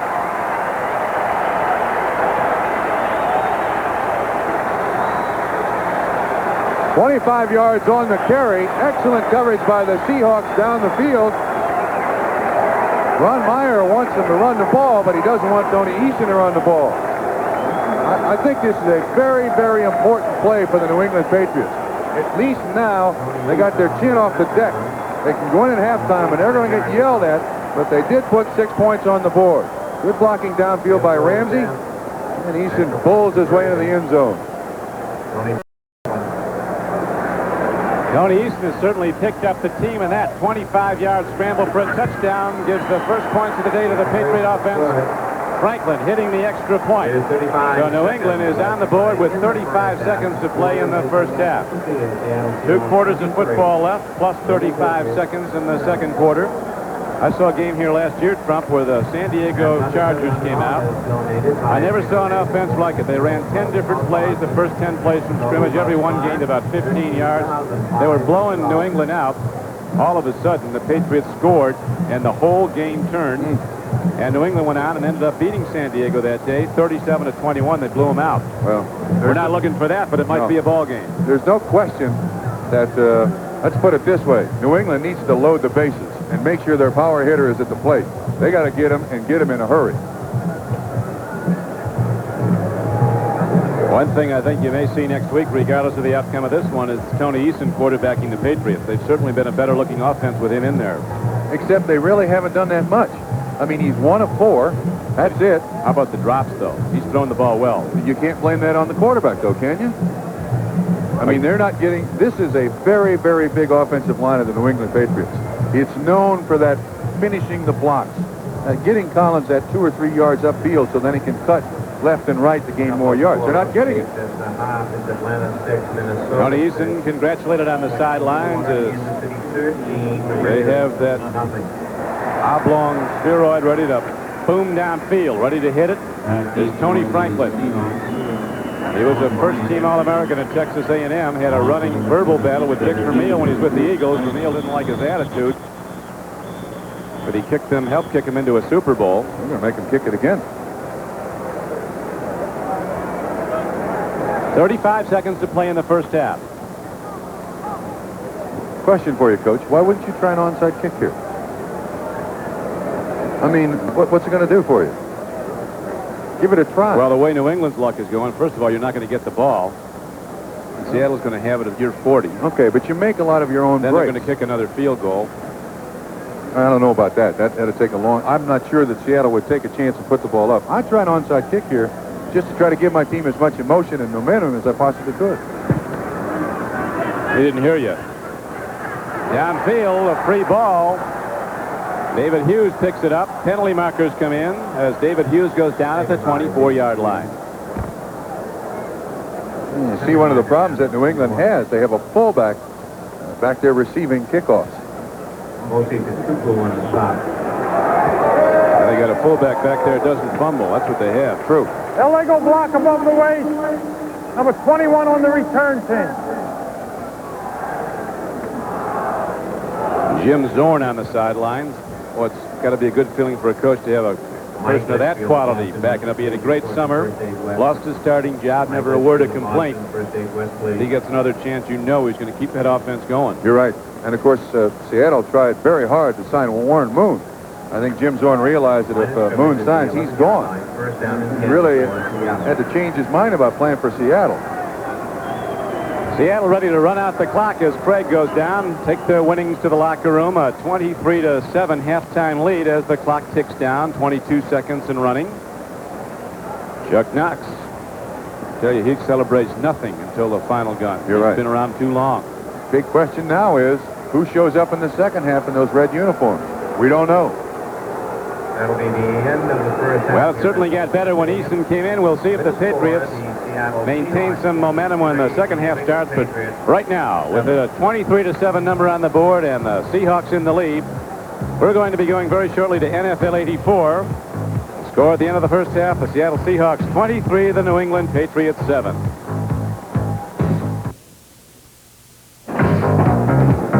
Opening day at home for the New England Patriots has not been a happy one as Seattle leads at halftime 23-7. Don Crickey with Bob Trumpy at Sullivan Stadium, Foxborough, Mass. The Patriots with a dormant offense until Tony Eason finally scrambled 25 yards in the closing moments of the first half for the first touchdown of the game. What's wrong with New England? Yeah, I don't know. Seattle has something to do with it. You're right. Well, John Morris, their former center, and he does radio for the New England Patriots, made an interesting comment. He said that the New England Patriots closed practice this week to the press. They must have also excluded the players. You can see the stats. I mean, it's so one-sided for the New England Patriots, and yet it's only 23-7.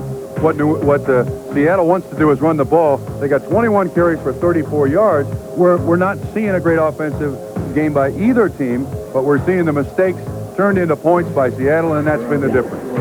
Well, there was some big plays, and they came from the Seahawks early in the game. Norm Johnson with a 42-yard field goal put up the first points, and then it got exciting. Dave Craig takes a look, throwing a home run ball, and Darrell Deep Heat Turner burns Roland James for a touchdown. The rookie from Michigan State in the end zone again. On this play, it was a complete breakdown, and Patriot special teams as Paul Johns returns the punt all the way. Don, you see, the best hit was between two New England Patriots. They ran into each other. He was basically untouched for 47 yards. And then Steve Grogan, this was his last play of the game. He throws it to a wide-open Ken Easley. Easley runs it in for 25 yards. It's now 23-0. Quarterback comparisons, there is nothing to compare. It has not been a happy day. 25-yard run by Eason for a touchdown in that first half was the only thing the Patriots had to cheer about. We'll see if they can come back now behind Tony Eason. You see the 25 yards by Eason? That's 25 of a total 70 that the New England Patriots had in the first half. On the goal line for the Patriots, Irving Fryer. Kickoff by Norm Johnson is deep downfield, and Irving Fryer, 4 yards deep, thinks about it, then elects not to come out. So it'll be 1st and 10 for the Patriots at their 20. Tony Eason, the second-year quarterback from Illinois, brings out the offensive unit. Came in for Steve Grogan, who was manhandled, intercepted, knocked free of the football. Everything went wrong that could for Grogan, who has had an up and down here in New England. But before the season started, Ron Meyer said, today, tomorrow, and next year, Grogan's my quarterback. We'll see now. He elected to go to Eason today to see if he could move the team. He did get in the end zone once. It's a 23-7 game, Seattle, as we start the third quarter. Long ball, well thrown. Stephon Starring is freed from the football, as recovering with Keith Simpson. The ball hung a little bit in the air. Starring had Simpson beaten. Well, that helps the psyche of the New England Patriots, but the bad news is it's now 2nd and 10. And you would think that instead of going for the bomb, being down 23-7, to try to set something up for the second half, you try to hit something intermediate. to at least give some stimulus to the offense. This is, if you complete 30% of these, that's good. But you start the second half with something that 7 out of 10 times you're not going to complete? I don't know, Don.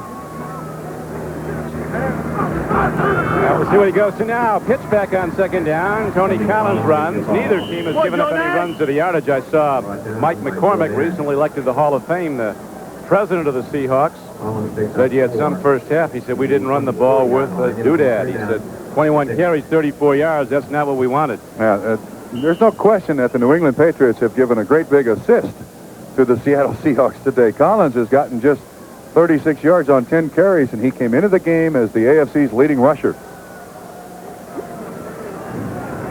Ground yards have been tough to come by.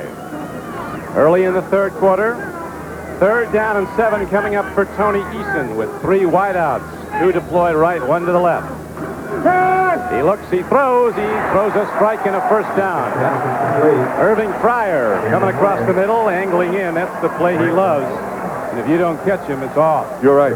That was well thrown by Eason. Now, obviously, the picture is going to show the ball thrown low and into the ground, but that's what you want to do. It's just a little slant, easily 45 on the inside. You throw it right into his body. And the New England Patriots start the second half with a 3rd down converted to a first down. That's a step in the right direction. Big play. A 3rd down conversion is a very big one for New England. They really had tough luck in the first half trying to connect against this Seattle defense. First down, Collins turns the corner. Thrown down hard, out of bounds. There'll be a personal foul on that. So the Patriots will get some more yards. Keith Butler and Kenny Easley made the knockdown. Momentum of the tackle took both off the field, and I think it was just the end of this play that they're going to tag on to 15 yards. Well, that's Collins. Good, tough runner inside and outside. There's Easley. And there's the hit out of bounds by Butler. They had 15 yards to it. That catch by Irving Fryer, first of his NFL career.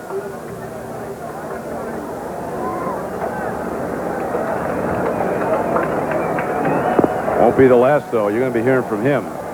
Irving Fryer with potentially great abilities to bring to this league. He was injured, as you remember, in the Washington preseason game. Pump fake on a throw, but a good defensive play. The cornerback held up the wide receiver, Stanley Morgan.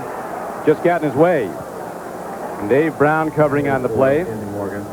The old hat. It was a Eason faked the quick out, and so did Stanley Morgan. Brown didn't bite on it and was there to give him a chuck, and it destroyed the timing of the pass. Patriots come in after beating Buffalo 21-17 in their opener, then losing last week at the Orange Bowl to the Dolphins 28-7. Seattle off to a ripping start, 33-0 over Cleveland on that Labor Day win. 31-17 over San Diego last week at the Kingdome after the Chargers led the game 10-0. On the rollout, Easton looking long. Home run ball. Morgan's out there. Penalty markers down. It'll be 1st and goal, New England.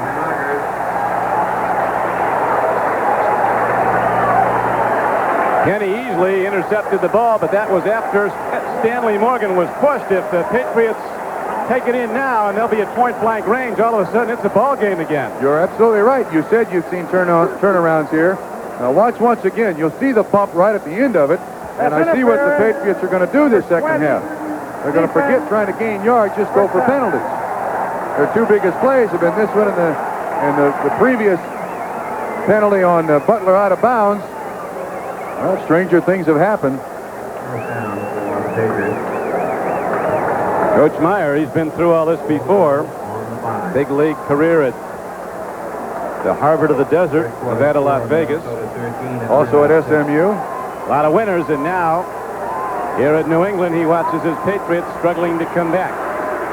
Interference call, and Morgan, the call against the defender from Seattle, gives the Patriots 1st and goal. Mosey Tatupu, a hard-running Hawaiian, cracks straight ahead. He's the favorite of the crowd here in New England. Takes the ball down to the 2-yard line. Shelton Robinson knocked him down, and Robinson appears to be shaken up. Get an official's timeout. Jacob Green, Joe Nash, and Jeff Bryant across the defensive front as Shelton Robinson goes out.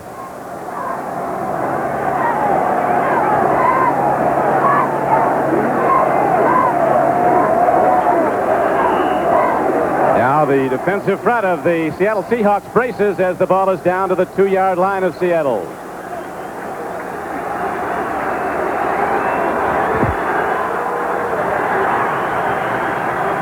Second down and goal, New England. Eason takes a look. Man is open. Touchdown, Patriots. Derek Ramsey in the end zone, and we've got the ball game early in the third quarter. The defender for the Seattle Seahawks fell down in coverage. Ramsey did an excellent job of adjusting to the coverage. Eason was looking right at him, Don, all the way. Look right at the right. 88 coming out of there. He makes contact with Keith Butler, gets his hand on him, just spins around. Eason puts it right in the middle. And you're right. Now 23-13 with the extra point. The Pats will be just 9 back. The missed extra point by Norm Johnson may be a factor before we get to the end of this one. Franklin hits the extra point for a second time for New England. Now with virtually the whole second half to be played, the Patriots are right back in the game after trailing 23-0. They've now rallied back to trail 23-14. The Patriots do it quickly, finally culminating on a payoff end, a pass from Eason to Ramsey, and it's a 23-14 game, Seattle. Don, 57 of the 80 yards by penalties. Yeah. They hadn't pushed Morgan, though. He probably would have been in the end zone with it. Franklin ready to kick it off. Cullen Bryant is back deep. Back with him is David Hughes. Short kick. David Hughes at the 17, fumbles the ball. But comes up with it and has a good return as it all turns out, although it was a dangerous one, getting the ball out to the 29-yard line. Today's game is brought to you by Mazda and the full line of sophisticated Mazda products. By Ricoh Corporation, makers of automated office equipment and cameras. And by Pennzoil Motor Oil, quality protection, ask for it. Don Criqui with Bob Trumpy. The day becoming overcast now in Foxborough, Massachusetts. No threat of rain. There's been rain here the past 2 days. Perfect playing conditions, but less than perfect football. The Patriots turning it over early and often in the first half, falling behind 23-0. But now they've come back to trail 23-14 with a long way to go. We're early in the third quarter. David Craig takes a look. Good throw in the flat. He again has Paul Johns, who's out across the 40-yard line. He has a first down for the Seahawks. Well, exactly what the Seahawks needed. Something to quiet the crowd, take a little steam out of the New England Patriots. He's now 9 of 15, Craig is. And Claiborne's still on Largent, so they go to Paul Johns. And Ernest Gibson is now in the game for Ronnie Lippett. We have not heard if Lippett is hurt. But Gibson is a 5th and 6th defensive back, so they're going to pick on him. Chuck Knox looking at the computer printout as the Seahawks on the gainer have it out to their 41-yard line. David Hughes working for the tough yards, and that's New England defense. There's no quit in that group. They're playing hard. You're right. They've got to. I don't know what Ron Meyer said at half, but it seems to have worked. And what Seattle's got to do right now is consume some time. This is when they need Kurt Warner to run that ball, reestablish supremacy in this game. They won't have him, though, till next summer. And right now, we pause briefly for station identification. This is the NBC television network. WVIT Channel 30, New Britain, Hartford, Waterbury, New Haven. Second down and 7 for Seattle. Craig looking long, loops it over the middle, a free ball, and a good defensive play.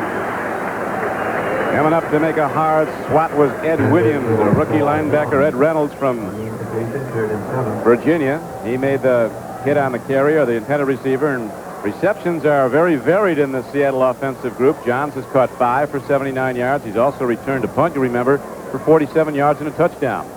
Mike Tice, the big tight end, and I mean big. What's he, 6'8"? About 6'7" and a half. He's got 2 for 37. D.P. Turner caught just 1, but it was good for 41 and a TD, and Largent's caught only 1 for 9. Claiborne's playing him right at the line of scrimmage. Third down and 7. Here's a throw. It's going to be incomplete. And now the Patriots get tough on defense. They shut down Seattle, and New England will get the ball back. Seahawks have to punt it. Well, good hands-up pass rush by the New England Patriots, and Craig had basically nobody to throw to. Look at the coverage here on Turner. That's Roland James trying to keep his hands right in the face of D.P. Turner. Chuck Knox has got to be concerned right now.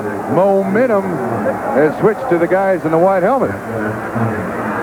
Irving Fryer can carry that momentum a long way, too. He has the position now to field the punt back inside the 15. He'll return it.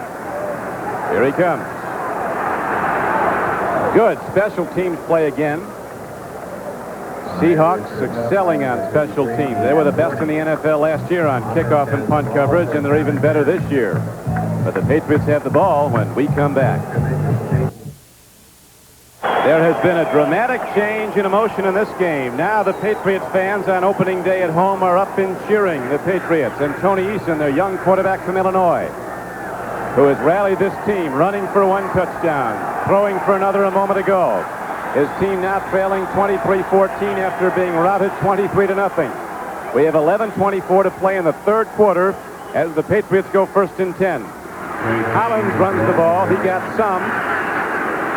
Actually, Craig James, running the ball. 32 takes it to the 17-yard line where Joe Nash and Bruce Schultz knocked him down.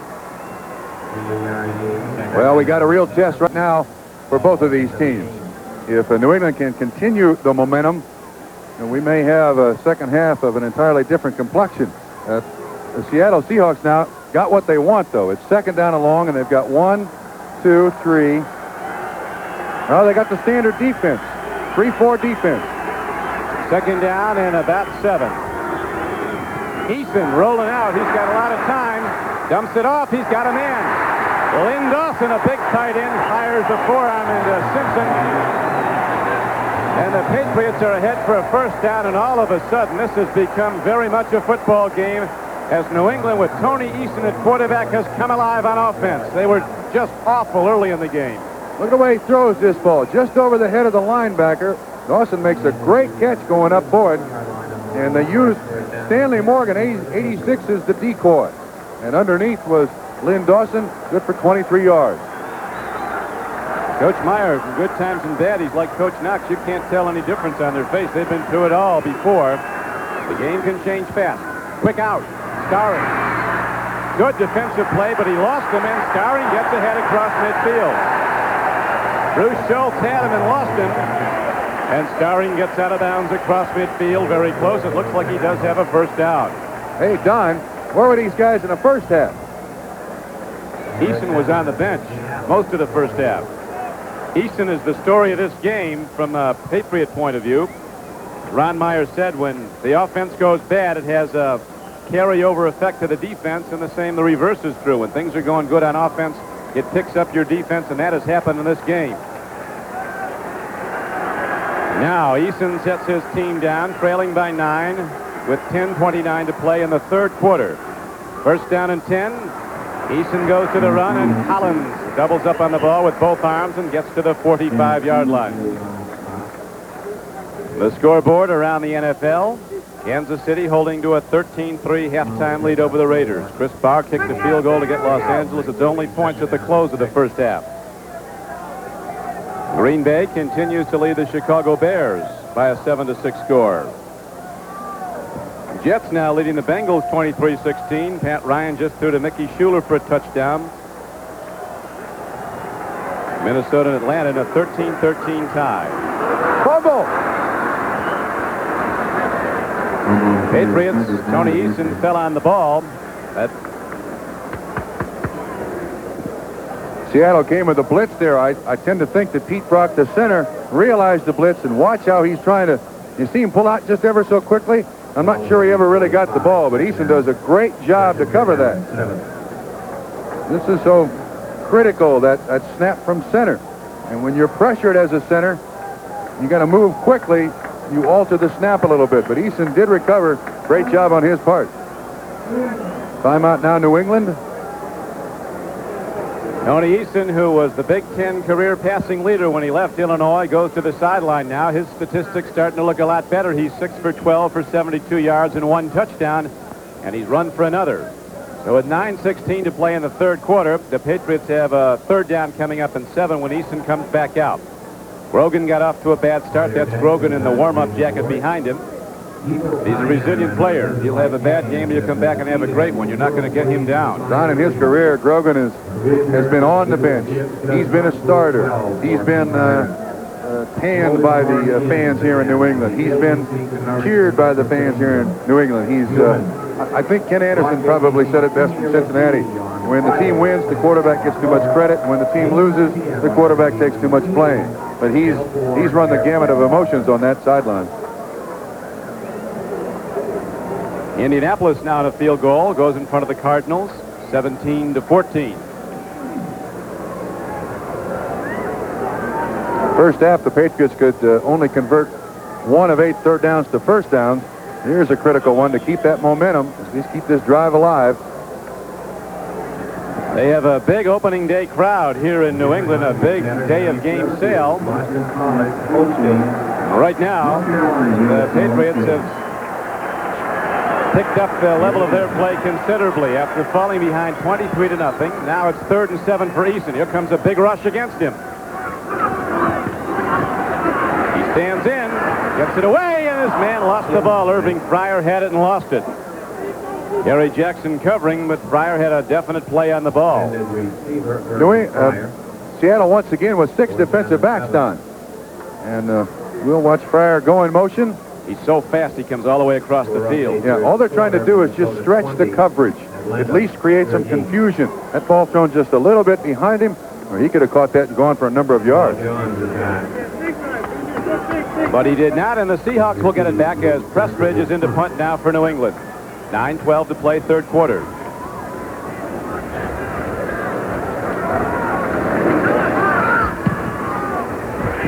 A high punt. And a fair catch is signaled for and made by Paul John, so the Seahawks do get it back, but not where they'd like it. 35-yard punt gives Seattle a first down inside. They're right at the 10-yard line.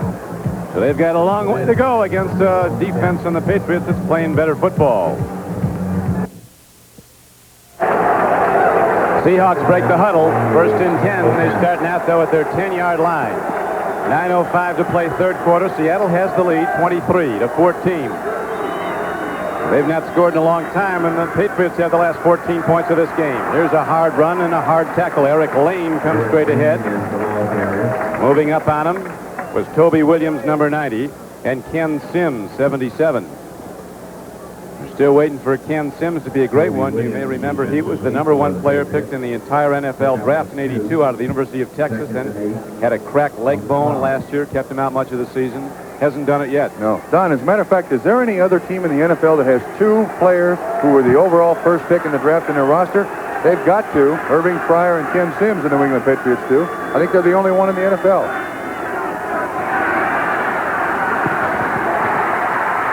They've sacked inside the 5-yard line. The third time they've sacked him, and Dennis Owens. Big free agent nose tackle from North Carolina State, number 98. Busted through and got by Blair Bush. Well, in this situation, I would think that Seattle would try to get something out in the flat. Just a short little pass to turn somebody loose. But Owens, a good worker. He's on Blair Bush, the center. Journeyman. But he's done a good job for the New England Patriots. Another free agent who has turned out to be an excellent acquisition. And now, Seattle looking at 3rd down and 15. They're in real trouble. That's the goal line he's standing on. Dave Craig back at his goal line in the shotgun, throwing from the end zone. Here comes the rush, and there goes the long ball. Good coverage by the Patriots. Chris Castor, a flyer from Duke, was going for the ball, and now the Seattle Seahawks must punt the ball from their end zone, and Irving Fryer is in to return it. Well, the field position now definitely on the side of the New England Patriots. It's amazing how that's turned from first half to second half. Remember Chuck Knox telling us last night, we got to give the Patriots a long field, 80 yards as opposed to 50. Fryer standing at his own 48. Actually, it's Seattle's 48. So excuse me, you're right. Big assignment now for Jess West of the Seahawks. Been hitting the ball a lot as the game wears on. Seattle unable to run. Seahawks do lead the game 23-14. Bad punt. Shanked it. Short. Unless it bounces. Takes a good hop, though. It takes a Seattle hop and goes out of bounds at the 48-yard line. So the Patriots get the ball at the Seattle 48-yard line, a 44-yard punt. It hit only 20 yards downfield, but it rolls for Seattle. Patriots have it when we come back. We're back and ready to go at Sullivan Stadium, Foxborough, Mass. The Patriots in red, playing their home opener of the '84 season.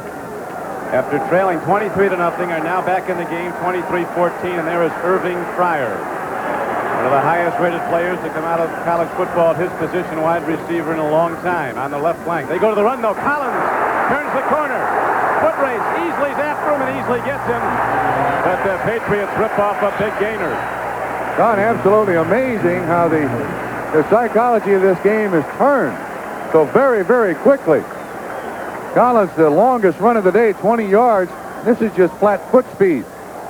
They got the tight end coming in motion, and watch Collins get outside. Easley's got to take the angle to try to stop him, and he does. Collins has personally outgained the whole Seattle team running the ball by a rather substantial margin. Seattle has not run at all against this Patriot defense. They got big special team plays and some big throws from Dave Craig to take the lead as they hold it now 23-14. Since they went up 23-0, momentum has changed, and here's a swing pass, blocker in front. Turning upfield is Tony Collins, and very good defensive play by Seattle. Sheldon Robinson, shaken up a short time ago, right back in to make the hit. Well, for New England, I think that's very smart. The more times you can get the ball in the hands of Tony Collins, the better chance you have of getting it down the field. Tom Catlin, the defensive coordinator of the Seahawks. Ralph Hawkins, the backfield coach in the defensive secondary. They talk about the key to the defense being relentless and swarming to the football as a group. 26-16 now, the Jets leading. Minnesota moves out in front of Atlanta. Vikings yet to win the game. 2nd and 8. Eason with a good fake. Here's a pass and a completion to Lynn Dawson. They've gone to him twice, and he's caught them both. It's close to a first down. Don, the exact same play, too. Eason rolls out with protection, and they're a little afraid of that pass rush by the Seattle Seahawks. This is well designed. He fakes to the running back. You see Hanna, Hawk Hanna. No, that's Wooten, 61 pulling. Hanna's out in front of Eason. Personal escort, and then the tight end coming from the other side underneath all the coverage makes the catch, but it's not enough for the first down. Tony Collins and Mosi Tatupu, a pair of runners in on 3rd and short. 3rd and just over a yard.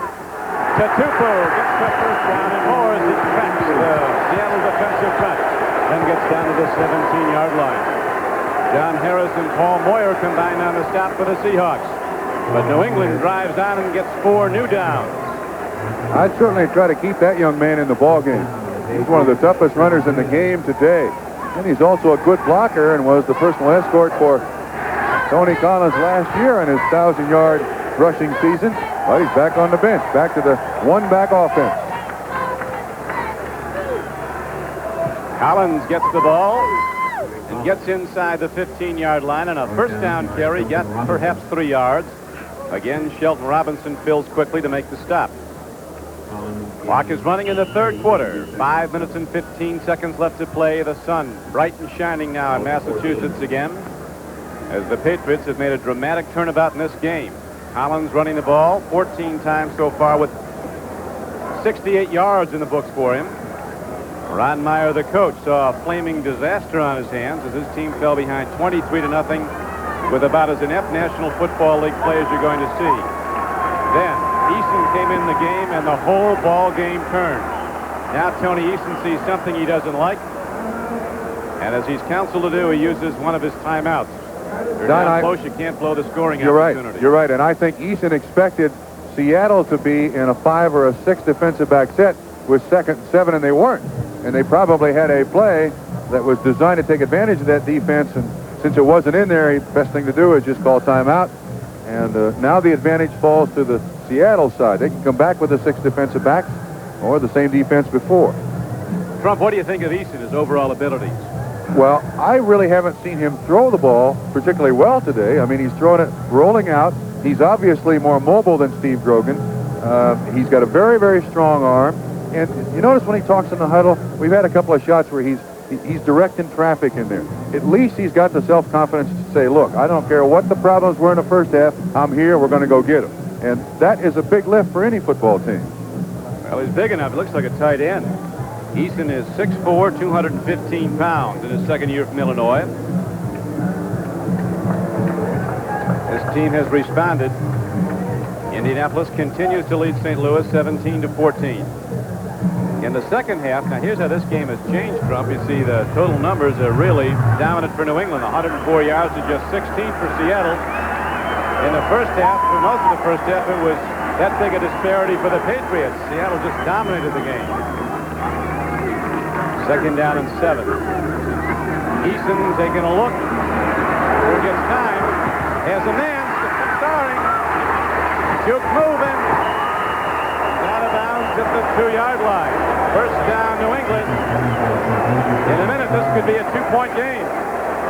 God, what a turnaround. 12 yards on that catch. In the first half, the Patriots could not protect Steve Grogan. And on that particular play, Eason had all kinds of time to throw it. Well, look at the time that he's got to throw it. Great job by Hanna. By Holloway. He can look all over the place. Starring just standing out there with nobody around. He makes a good move on, is that Michael Jackson, 55? Tatupu now in the ball game. They might give it to Mosley right up the middle. We'll see as they go first and goal from the 2. Tatupu. Unbelievable. Touchdown, New England. You see John Hanna. Hanna blasted the defensive lineman from Seattle 5 yards back. I don't blame the Patriots for following John Hanna into the end zone in anybody's ballpark. What a game. What a football game now. I'll guarantee you this, the Seahawks aren't done yet either. But see, they fed on the first half mistakes of the New England Patriots. Second half, they haven't made a mistake. What we'd like to get reported, and maybe we could bottle it and sell it, is Meyer's halftime speech. You know, he may not have said a thing. Might have been brief.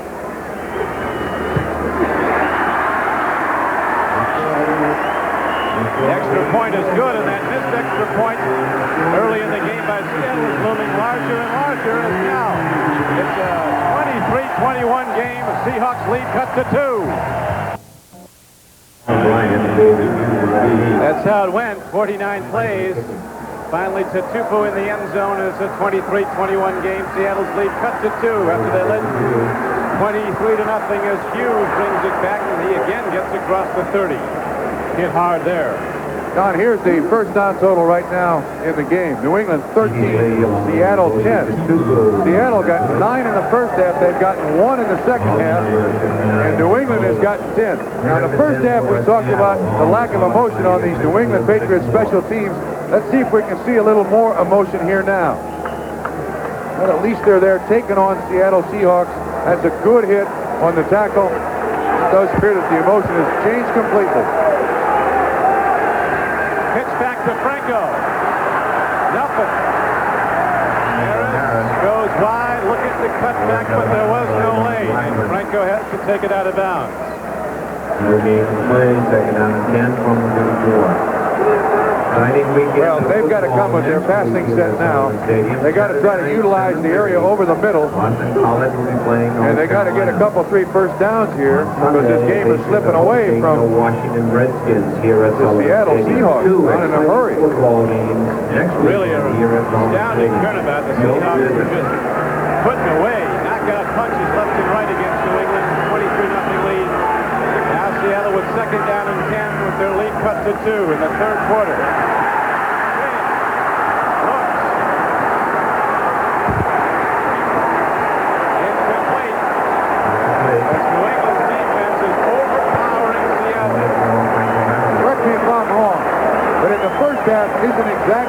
Isn't that exactly the way the New England offense looked? Disorganized, people looking for receivers, nothing really good going on.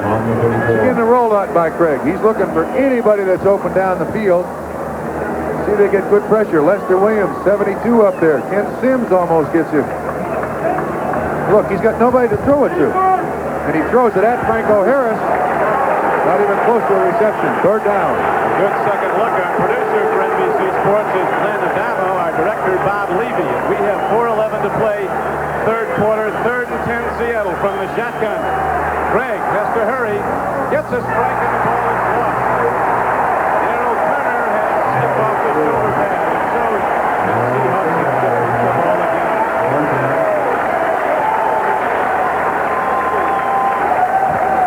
And Irving Fryer, like a loaded gun, standing back inside his 30, waiting to return the punt.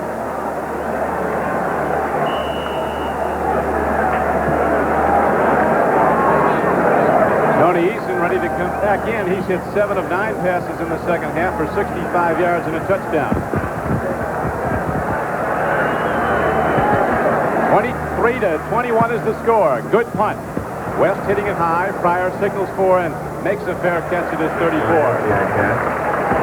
But relatively good field position for the Patriots as Eason brings the offense back out. Now here's the story of the game to this point.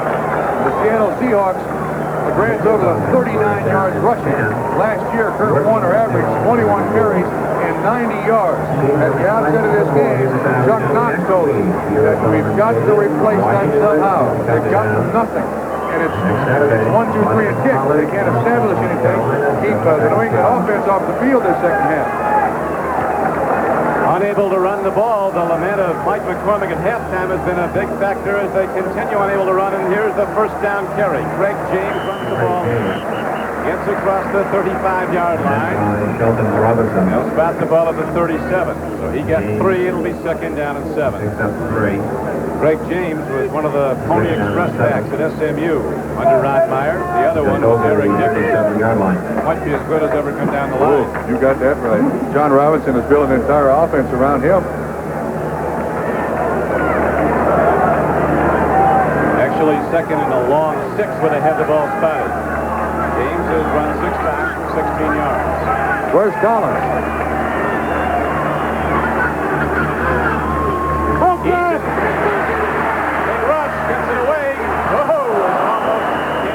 You'll remember that last touchdown scored by Seattle, a flat pass that Kenny easily grabbed and ran in. We almost had another one.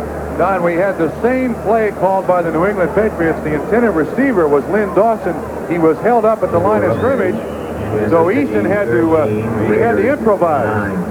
See the pressure by Michael Jackson. This is close. James slips, and Robinson almost takes it in.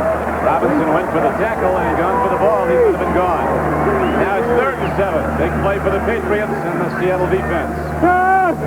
Seahawks held out. Good blocking. Here's a throw. Intercepted and low. John Harris had it in his hands. A tip ball and couldn't hold on. But the Seahawks will get it back now as New England has to punt. 23-21 is the count. 3:06 to play in the 3rd quarter. What was a blowout has turned into an airtight game with a long way to go. I think he feels very lucky there. Very lucky. If he had thrown that in the first half, it would have probably been intercepted. That's the way their first half went. Everything went wrong for New England in the first half. A lot of it their own doing. Certainly less than spirited special teams play as Paul Johns ran right up the gut for 47 yards and a punt return touchdown. High kick by Prestridge. Paul Johns at the 20. He'll run it back. See the difference? Special teams play is good. Paul Dombrowski comes down along with Mosey Tutupu, a 42-yard punt and a 4-yard return. John, I think the difference is very obvious. We talked about the emotion of this football team, and it shows first on special teams. Good emotion there, great coverage. And Mosey Tutupu, an excellent special teams player. Watch the hit. He's got no place for him to go right there. Tutupu sticks his head in, along with Dombrowski. And they put him on the ground, and once again, Seattle's got 76, 77 yards to go again. Recently, they've been unable to get first downs, the Seahawks. They've not been able to move it at all. Split. On first down, a timing pattern and a good catch by Paul John. His 7th reception of the game is good for a first down for the Seahawks. 13-9 now. KC over the Raiders. Jim Plunkett just threw to Todd Christensen for a Los Angeles touchdown. Green Bay trailing Chicago. Bob Thomas just kicked his third field goal for the Bears. Are available at our Taking no prisoners there on the bare knuckle division. The Jets opening up 33-16 over Cincinnati. Freeman McNeil ran 33 yards. First and 10 Seattle after the completion to Paul Johns. Franco Harris. Ed Reynolds ran him down. Harris carried. Ed Reynolds. Minnesota winless so far under the Marine drill instructor approach of Les Steckel opening up today, leading Atlanta 27-13. And the Colts lead the Cardinals 20-14.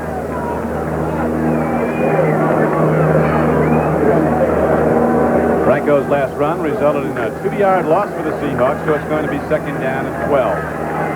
See if Dave Craig can get the Seahawks moving now. Long ball, and again he has Paul Johns. He's playing great ball, taking the defenders deep, then cutting back. Ronnie Lippett looks like he's at a hoedown, spinning in circles. Yeah, he had been out of the ballgame for quite a while, Ronnie Lippett. Ernest Gordon, a rookie. Ernest Gibson, a rookie, was covering. They put him back in the ballgame. Here's the stat of the game now. The Seattle Seahawks, 25 rushes, 38 yards. I mean, eventually you got to give up and keep going with those timing passes, Craig, to this guy and that guy. They're not going to be able to run the ball.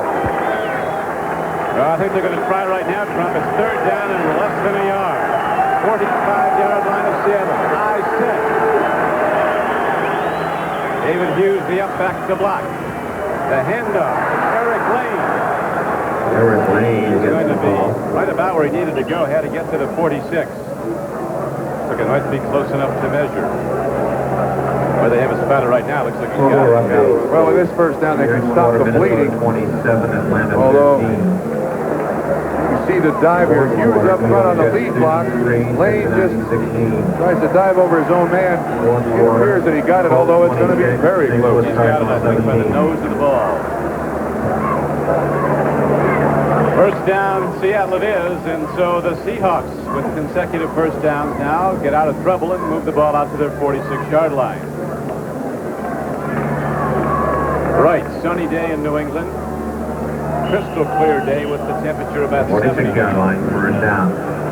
Third quarter clock is running, 1:52 to play in running. God, I noticed that Ernest Gibson back in the ball game now at the top of the screen. They've been picking on him. They got a rollout, looking long. Fires. Ball is caught by Steve Largent. Linebacker Steve Nelson was against him, and Largent makes the reception. And it's yet another Seattle first down, so now the Seahawks get their running and passing game going. You're right, and I think they've pretty much given up on the run. They're not going to get a lot of yards. Let's throw it down there, the intermediate area, not take too big a chance. Craig is a good rollout quarterback. They're finally getting offense out of the Seahawks with Craig rolling out and firing downfield. Don Myers looking for that defense that stuffed the Seahawks earlier in the second half. First and 10. David Hughes loses 4 yards. David Hughes carries. Toby Williams, a 10th round draft choice with Nebraska. Right there with the handoff to make the stop for a loss. Just see the quickness of Toby Williams here. Jumps right inside the block and is there to almost take the handoff. Andre Tippett, 56, also back there. I know Chuck Knox likes to run the football, but you got to know when it ain't going to work and go to something else. The running game surely has not been working for Seattle. It has not been here.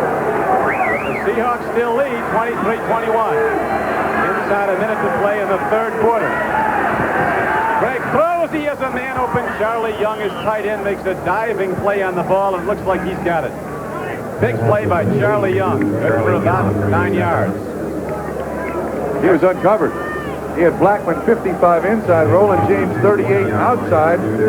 They haven't. Seattle hasn't thrown the ball a great deal to the tight end today. See if we can see this pattern. Watch how open he is. If the ball is thrown right in Charlie's chest, he can gain another 10 yards. If he does catch it, there's James 38 on the outside, 55 Blackman on the inside.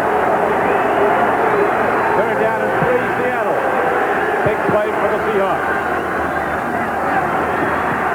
Blitz. Down goes David Craig at the 47-yard line. Line play tipped.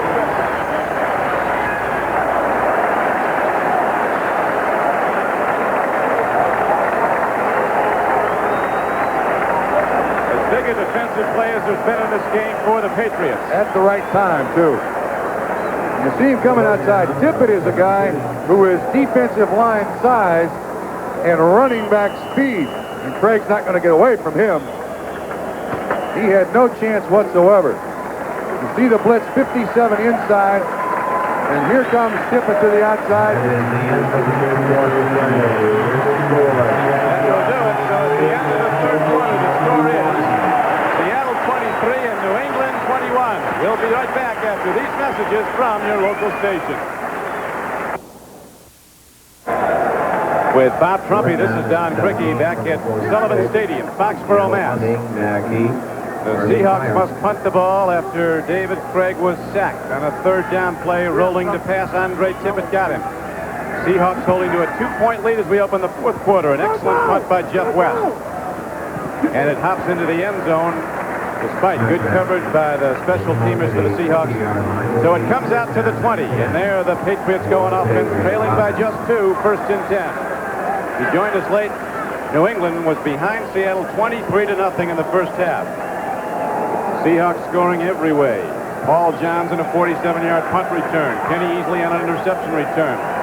Mistake after mistake, plaguing an inept New England offense. Then Tony Eason came in at quarterback, and the whole game changed as the Patriots have scored the last 21 points of this game. And look at those rushing yards for Seattle. They score 7 points in the last minute of the first half, and they score 7 points in the first 2 minutes of the second half, and now Mo is on their side. Tony Collins on first down runs the ball for the Patriots up to the 25-yard line. Keith Simpson For 55. makes the knockdown Michael for Seattle. Jackson. Look at the disparity in rushing. New England 118 yards, most of it on the legwork of Tony Collins. Yeah, he had the longest run from scrimmage in the first half, 25 yards for the touchdown. Look at the time of possession evening out here. This has been, no, they did not change uniform at halftime. You would think they did, though. They changed quarterbacks. That's been a big factor. Eason stands in, a big rush. He gets it away. His man catches it. Derek Ramsey's ahead for a first down. Derek Ramsey looked like he was going to lose it, but he got both arms on it and just pulled his way ahead for a New England first down. Keith Butler missed the tackle, and then Michael Jackson finally made it. Now Ramsey is a converted tight end out of college from Kentucky. Watch him break this tackle. That's Butler. And then Jackson finally gets him down. Another first down for New England. St. Louis 24.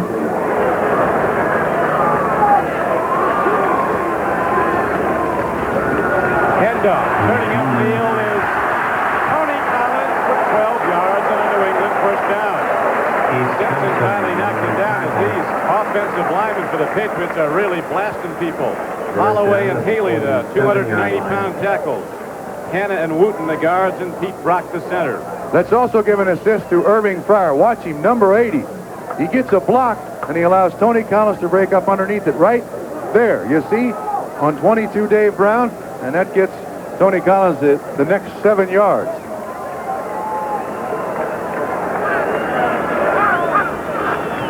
First down, Tony Collins again turns upfield and runs into the Seattle defense for more yards. Gets ahead for 6 before the free safety. John Harris caught him. Well, now we see what the Seattle Seahawks would like to be doing, and that is consuming time and running the ball for plus yards. Collins is a great thundering back. He's got speed, but he's also got good toughness. And he'll carry the ball in there 17 times. That's not bad for Tony Collins. It's not bad for Jim Brown. That's a great day running against a defense that's been tough to run against this year. Collins came in as the AFC's leading rusher this season. Looks like he won't lose that honor. Here's a handoff straight ahead to Craig James as he weaves and picks his way ahead for 3.5 yards and a first down for New England. So the Patriots, with that vaunted offensive line, starting to play like the All-Pros, lose the ball on the run, play after play, and down to the 43-yard line. Don, what was that sign we saw at the end of the first half about second half points, blocking, and all the rest of that stuff? These people in Sullivan Stadium know this football team, don't they? They've seen him come back before, and it looked like they were going to fold their tent and go home early today, the Patriots, but Easton came in, and now they've rallied back. But Seattle still leads. Here's a swing pass to Starring. Blockers in front. Now the New England offense, so incompetent early, is affecting different looks, different plays. Everything seems to be clicking. Don, in the first half, we kept mentioning, as you look at that sign, take away the E. I'm sorry, English teacher, I didn't write that. But in the first half, we were talking about Seattle using 6, 7, and 8 defensive backs in a 3-man rush and getting to the quarterback. Because of the first down yardage in the second half now, accumulated by the New England Patriots, it's basically taking Seattle out of the defense they want to play. Right, Chuck Knox talking about sealing the interior, making the Patriot backs run wide, shutting them down on first down, but they haven't done it. Patriots going straight ahead now on second down and 2. It's going to be very close to yet another New England first down. The missed extra point earlier in the game looming large as it's a 2-point lead right now here for the Seahawks. Kansas City holding to a 13-9 lead now in the fourth quarter over the Raiders. Chuck Knox waiting to get the ball back. Chicago with 3 field goals from Bob Thomas and a lot of defense leading the Packers at Green Bay 9-7. The Jets, who were beaten badly the last time out by the Steelers, looking strong against a team from Cincinnati that was supposed to be good but has not been. Bengals could be off to an 0-3 start. Yeah, that's surprising too, with a new head coach and some healthy people. They don't do well against the New York Jets. Freeman McNeil a couple of years ago, remember that? Yeah, 202 yards rushing against them. Get a 33-yard touchdown run today, Freeman McNeil. Right now we have 1st and 10 New England. Fourth quarter, 10:33 in the clock running. Eason hands off to Tupou. Powers his way. To Tupou, takes on people and goes down to the 20-yard line. First down, Patriots, a 12-yard gain. Very sure-handed ball carrier, Mosi Tupou. And he's a real battering ram. They're going to keep him in the ball game now. This is a very big game, Trump, for New England and for Seattle. New England 1-1. If they lost today, they'd be 1-2. If the Dolphins win as expected at Buffalo tomorrow night, they'd be 2 full games behind in their division. They win today, they're 2-1 and right back in it. But right now, Seattle has the lead. Seahawks looking to keep pace with those tough Raiders in maybe the toughest division in the AFC West. Run down to the 17-yard line on a first down carry. Mosi Tupou carries the ball, and Keith Butler stops in the AFC West, a team that last year sent 3 teams to the playoffs. The Raiders, Seahawks, the Broncos. 2 went to the conference championship game, and 1, of course, the Raiders won the Super Bowl. Watch him fire up in there. That's a good tackle by Keith Butler. They'll keep giving it to Mosi. Very strong runner. Now, second down and 6. The Patriots well within field goal range at this point. Greg James in the backfield. Lone setback, gets the pitch back. Good block by Ramsey. James turns the corner. Greg James is going to be close to a first down. Might be about a yard short of it. It'll bring up 3rd and 1. Don, what a tremendous psychological lift. Coming back like this has got to be for the New England Patriots. This is not something that just carries to the end of this ball game. This is something you build on for the rest of the football season. Last week in Miami, or was it for the 16th year in a row, the 17th, the Patriots couldn't win in the Orange Bowl. Their jaws were on the ground. Now coming back after a terrible first half and dominating as they have in the second half, no telling what the result's going to be on down the line for them. Ron Meyer pacing the sidelines in good times and bad. They were bad early. They're getting better for New England. The Tupou, the lone setback on 3rd and 1. Handoff, running wide. And ahead for the first down is Greg James. They were looking at Tupou, and then Greg James got the ball. He's gotten some money yards, Trump, in this game. First and goal at the 10. He came from the U.S. Football League over here. Had some knee problems last year. Is a good special back for the New England Patriots, Greg James is. Now who do they have in there? come back with Collins, do they? Yep. Blitz. And the blitz worked. Kenny Easley came a-flying from the strong safety position. He got the ball carrier because the defensive line hasn't been. Interesting call by the Seattle Seahawks down there. You don't normally see a lot of blitzing, especially from a safety, but he goes in between guard and tackle and is there to make the tackle in the backfield. Look at him. Look at him. Easley's trying to fire up his team. Come on, we're not going to let this get away from us now. Stop him here. Turned into some football game. 8:24 to play in the fourth quarter. Clock running. New England in red. Trailing 23-21, but driving. Second down and 10. Pitch Reverse. Back. Reverse it is. Look at that block. But they blocked him into his own man. Bruce Schultz was blocked right into the ball carrier. What a play. Fryer. Bruce Schultz pushes the guy into Fryer and makes the tackle. What a defensive play by this kid. You can see it coming. Fryer with great speed. Now watch what 58 Schultz does. He takes Eason, pushes him right into Fryer. What a play. Big play by Bruce Schultz, a third-year linebacker from Texas. There's nobody out here. If Schultz doesn't stop Fryer right here, there's nobody left. I mean, Fryer's going to run for another 10 yards. Seattle's gained a grand total of 3 yards rushing in the second half. New England 95. Third down and 10. They go with a draw play, and Tubu takes it right up the middle down to the 15-yard line to set up a try and a go-ahead field goal if it's successful. Joe Nash knocked him down. Don, this will be Tony Franklin's first field goal attempt in the regular season for the New England Patriots. Right. Tony Franklin. He can make a lot of friends here, getting this one through the uprights. In the fourth quarter, New York Jets 23, Cincinnati You're going to wonder about that bare foot up here when it comes late November. Yeah. Although he kicked in Philadelphia, you don't have a very temperate climate there either. You haven't been up here in December. See, his numbers in the preseason good. Tony Eason will hold. Snap and set down good. Kick is plenty long.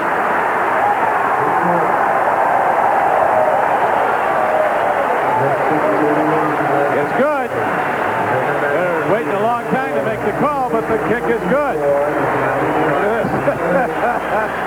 You can't demonstrate, but you can talk. Seahawks thought it was wide, or they were hoping it was. Watch him. He knows. So the Patriots, after trailing 23-0, have now gone in front 24-23 with 6.5 to play. Watch this. Tony Franklin hit the go-ahead field goal, and now he kicks off. We come to live action. Tony Franklin hits it downfield, and David Hughes returns it out to the 23-yard line. So Seattle, after leading 23-0, now has to come from behind, albeit a single point behind. Here's the post-field goal celebration. What do we call this? Talking field goal.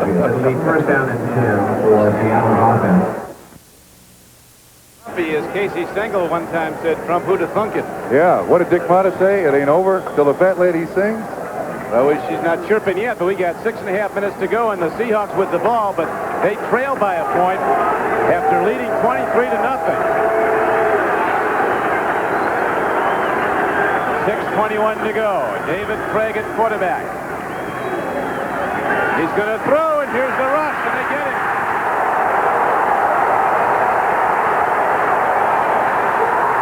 New England has the ball. Lester with the Lester Williams.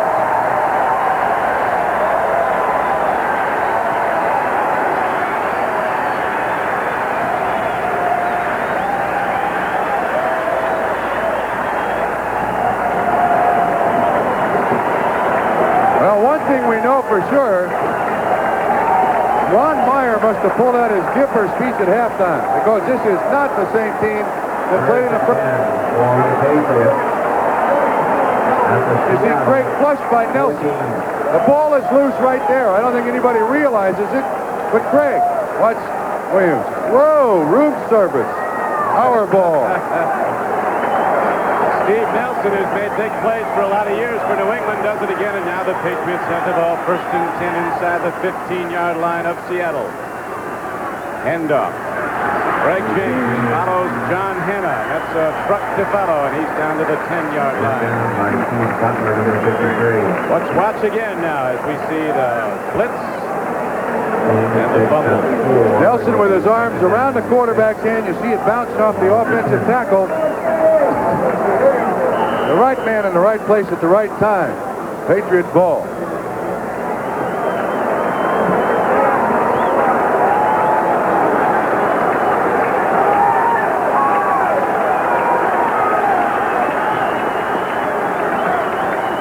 From the 10, here's the run. Going to the end zone. Mosey Tatupu.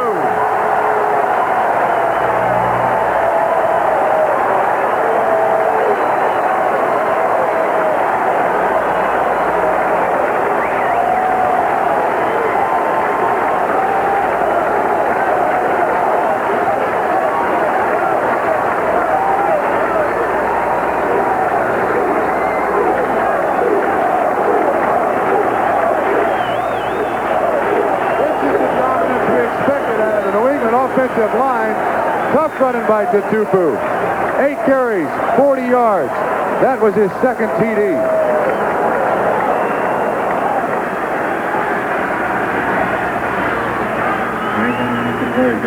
Now Tony Franklin to try the point after.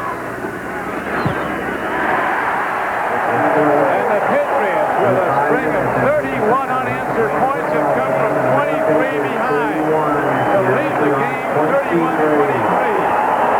And now Seattle needs 2 scorers to win this game. On Sunday, September 23rd. They're letting a good time roll here in New England. They never thought they would at the outset of this game when Seattle took command, but now the Patriots with 31 straight points lead by 8. 4th quarter. Here comes David Hughes running back the kickoff after Mosey Tatupu's touchdown for the Patriots. And the Seattle Seahawks, unable to move, send their offense out again. Today's game is brought to you by the new Chrysler Corporation. We don't want to be the biggest, we just want to be the best. By Midas for mufflers, brakes, and shocks. Trust the Midas touch.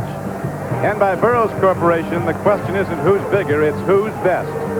Right now, the Patriots are. After trailing 23-0, they're out in front 31-23. Don Criqui with Bob Trumpy, Sullivan Stadium, Foxborough, Massachusetts. And this is the most dramatic and biggest comeback from a halftime deficit of any team in the 25 years the Patriots have been a football franchise. Right from the shotgun, Seattle needs yards. Craig takes a look and fires in the flat and skips an incomplete pass in. Now it's the New England defense that can dictate. With extra defensive backs and an all-out pass rush, the running game for Seattle has not been existent, and it wouldn't do much good now to run the ball, needing 2 scores with 5:15 to play. You're right. For the rest of this ball game, when Seattle's on offense, I don't think New England's going to care one bit if they can run the ball. They're going to lay off. Those defensive linemen are going to take off up the field, an occasional blitz, and try to be in Craig's face all day long. 5, 6 defensive backs now for New England.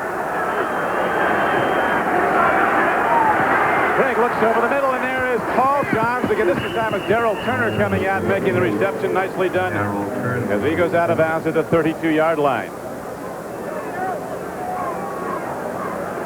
Quarter-by-quarter scoring is unlikely indeed. Seattle with the first 23 points of the game. New England scoring on a 25-yard run by the quarterback Tony Eason when he came in to replace Grogan late in the second quarter.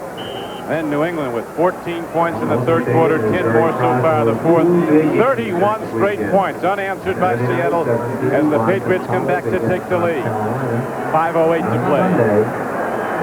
Paul Johns having a big game, catching the ball, 8 receptions for 112 yards for Seattle, and of course a punt return for a touchdown. 3rd and 1.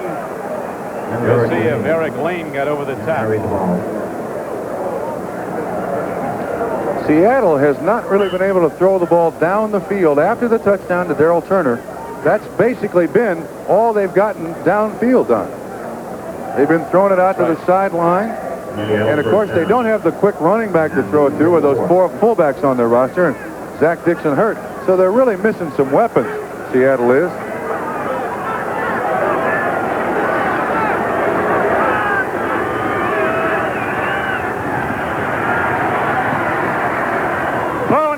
Well done as Dave Craig throws the ball in Largent, who's not fast, but you get it near him. He's got it. He did just then for a first down for the Seahawks. He's out to the 47-yard line. A gain of 12 yards on the play. So the Seahawks got to start hustling up. Excuse me, Don. Once again, this is our matchup. This is Claiborne versus Largent. Craig watching him all the way across the field. Largent gets just a little bit of cushion. Craig puts it right on the money. And it's 1st and 10 Seattle at their 47-yard line. Seahawks trail 31-23. 4 minutes to play. Paul Dombrowski, a hard hitter, comes up and hops. The receiver Byron Walker loosens the ball so it's incomplete. It'll be 2nd down and 10 Seattle. There's only 4 minutes left in this ball game, and the Seahawks have 3 timeouts. They're going to start going into their 2-minute offense now. They can't be taking time in the huddle, and they got to throw the ball down the field. On the Seattle 47. Well, you know, before long, Trump, number 81, who's moving out to the right flank. The deep speed. Darrell Turner, they'll be going to him. He's at the top of your screen. Before long, they will be going to Turner on a fly. Craig looking deep. No! Dombrowski intercepts. And he's back inside the 40.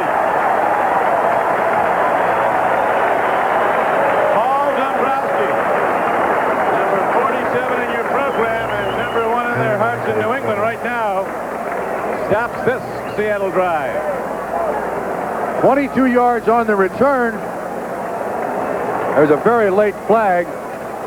You can see Seattle was going to the outside, trying to stop the clock after the reception. But Dombrowski plays it perfectly. Against the red team.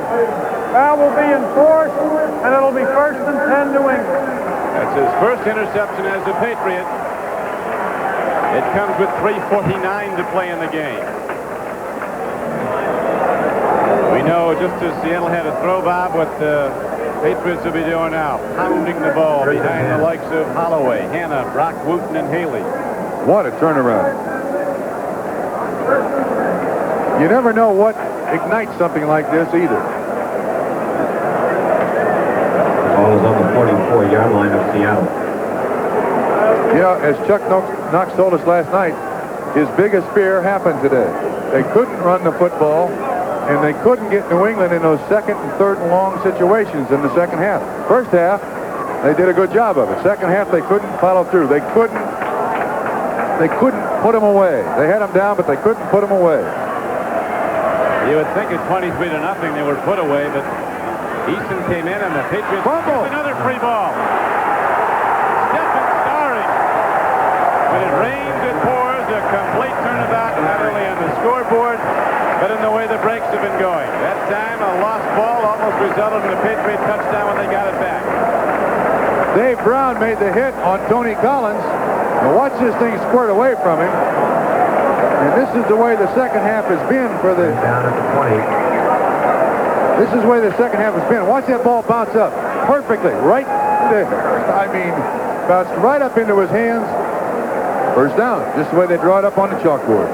Nothing to it. Trick play, whatever it takes. Right now, the Patriots with a first down. Go to the run. Here comes Tony Collins. Breaking tackle. The guards pull, and again, the Seattle defense is opened up. They've been pounding away at it. And New England's offensive line bigger and stronger as the game wears on. Watch that line of scrimmage. He slides sideways, and then it's got that good first step up the field with acceleration. And he gets 8-9 yards in a hurry.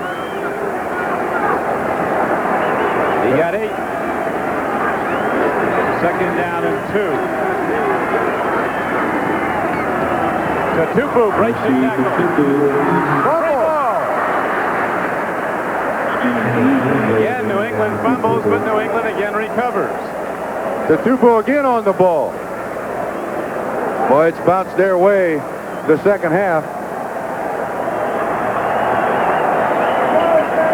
Chuck Knox waiting for that ball to come up again and for his team to get it, and that's going to be a official timeout as 2 minutes remain to be played in the game. So, timeout on the field, and now here comes another one of those fantastic finishes for New England. It's been one today. Yeah, we already got it.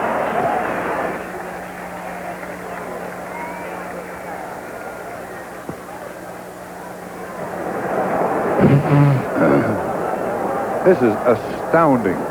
All of the Patriots on the road when they play the New York Jets at the Meadowlands. Travel, the official travel agency for the New England Patriots for your reservation. They're in as offices in Boston as well as in the suburbs. Call them tomorrow.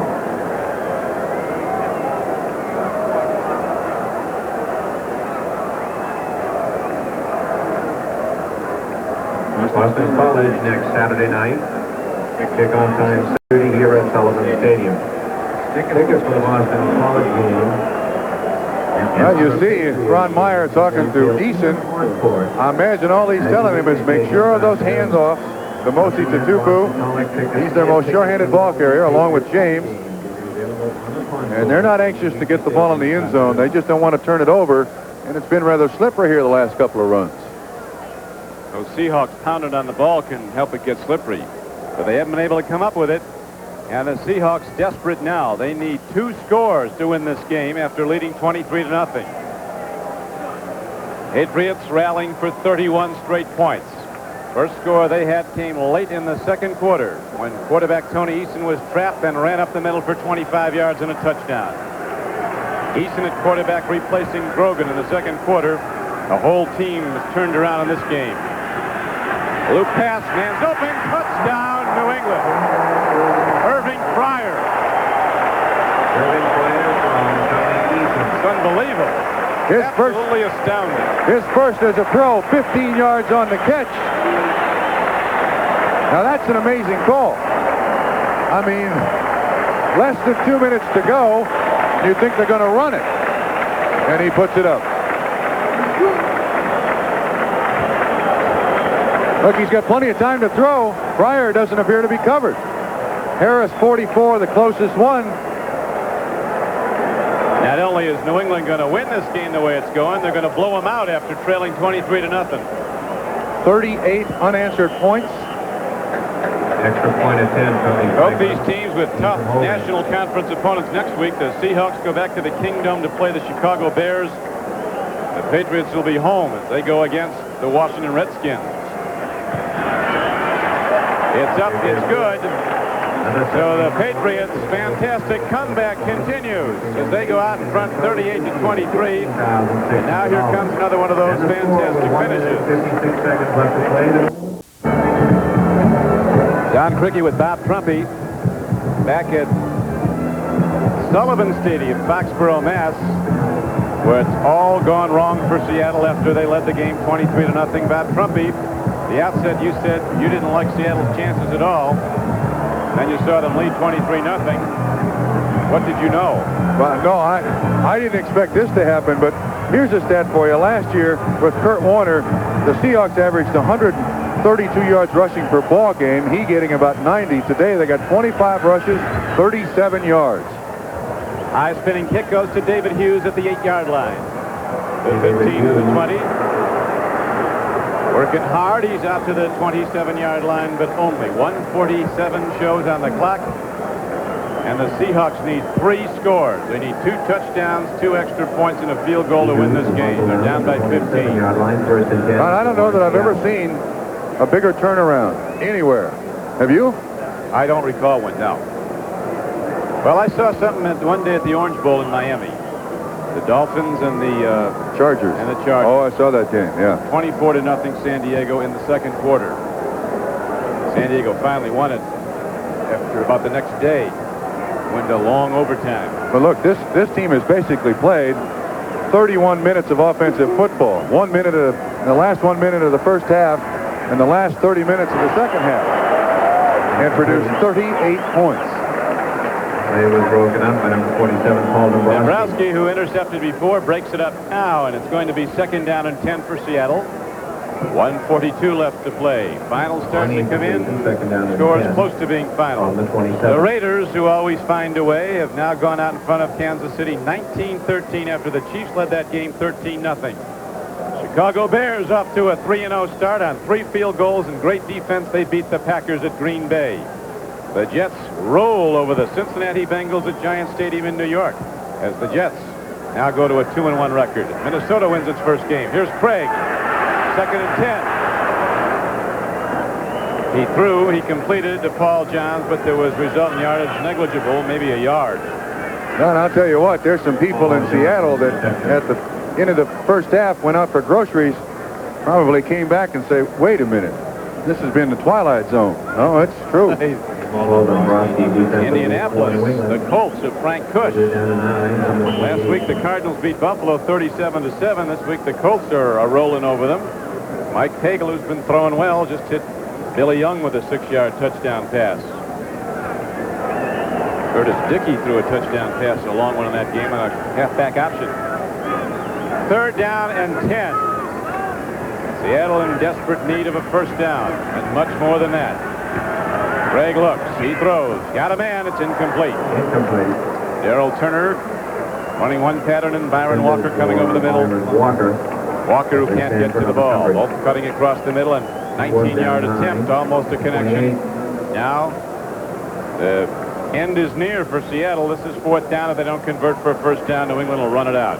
Well, it's a long trip back to Seattle, knowing that first half they had it in hand and just couldn't rush the ball to take any time off the clock whatsoever in the second half.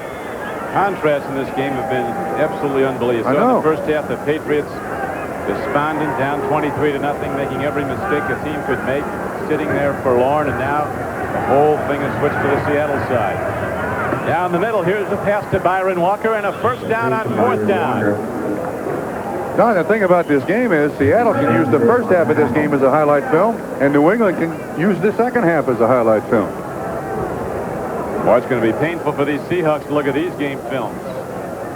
After leading 23-0 with 1:18 to go, they're being blown out of the Seahawks 38-23 by New England. There's Franco Harris. Could not contribute today in running the ball. Very interesting, as we pointed out at halftime, the remark of Mike McCormick, the president of the Seahawks. He said, we're not running the ball at all. I don't like this. Even though they were leading by a big margin. Here's a long pass downfield, and it's broken up with Raymond Claiborne at the 2-yard line. Franco Harris, less than 2 yards a pop. Patriots stopping the Seattle run even when the Seahawks had the big lead. Thanks to our spotters, Ron Hobson and Joe Persky, and our statistician, Bill George. Franco did go over the 12,000-yard mark, though, only the second man in the history of the NFL, Jim Brown being the other. But going over the 12,000-yard mark today was too little too late. At least this afternoon it meant nothing from the scoreboard standpoint, as the Seahawks, after building up a 23-0 lead, couldn't get a break. And the Patriots, fired up by the play of quarterback Tony Eason, came out smoking on offense and defense. Now it's 2nd down and 10 as Craig is ready to throw for the end zone again. 3-man rush, home run ball. Rick Sanford intercepts at the 2-yard line, and that will do it. 1:02 to play, and the Patriots take over, looking to run out the clock. Turner, you would hope the rookie would make sure that it's not an interception. He just basically let the New England Patriots intercept that ball. Rick Sanford was more than obliging. Well, we talked about the problems of Franco Harris. How about this young man's day? 20 carries, 107 yards. He was the leading rusher coming into the ball game, and he got most of those yards in the second half. Tony Cutlin's one of 16 children from East Carolina, 3rd-round draft choice. He must have been the littlest. That's why he turned out to be such a great runner. Comes from Penn Yan, New York. From where? Penn Yan, New York. One day I said I thought it was in western New York State, and I got about 4 pounds of material from the Penn Yan Chamber of Commerce. Where is it? Somewhere in the Finger Lakes area. Ah. However, 1:02 left to play. 38-23. New England in the lead. Ready to open up a 2-1 start. Seahawks will go home 2-1 as Tony Eason puts his head down and the clock ticks on. I'll tell you one thing you can count on from a Chuck Knox team and a Seahawks team. They'll come out next week like they won here today, coming to 23 points. You're right. They won't be down. But I tell you what, you're going to see an awful lot of teams now playing the Seahawks with 5 and 6 defensive backs. And until Seattle can prove to their opponent that they can consistently run the football, yards are going to come tough to this team. Football when the New England Patriots host the Washington. It's going to do it. 28 seconds and counting. It's Ron Meyer, who had to be wondering what kind of a year he had ahead of him when he saw his team just totally inept in the first half. Now sees them rally to the greatest comeback win in the history of the franchise. Don, you know what turned this game around? Think about the beginning of the second half. A 50-yard pass interference penalty and a 50-yard unsportsmanlike conduct out of bounds, and suddenly New England is back in the ball game. Well, that's the end of the battle. That's over and done with. Congratulations, and on to the next week. It'll be interesting. Bob Trumpy, this is Don Crickey with the final score here at Sullivan Stadium. New England 38, Seattle 23.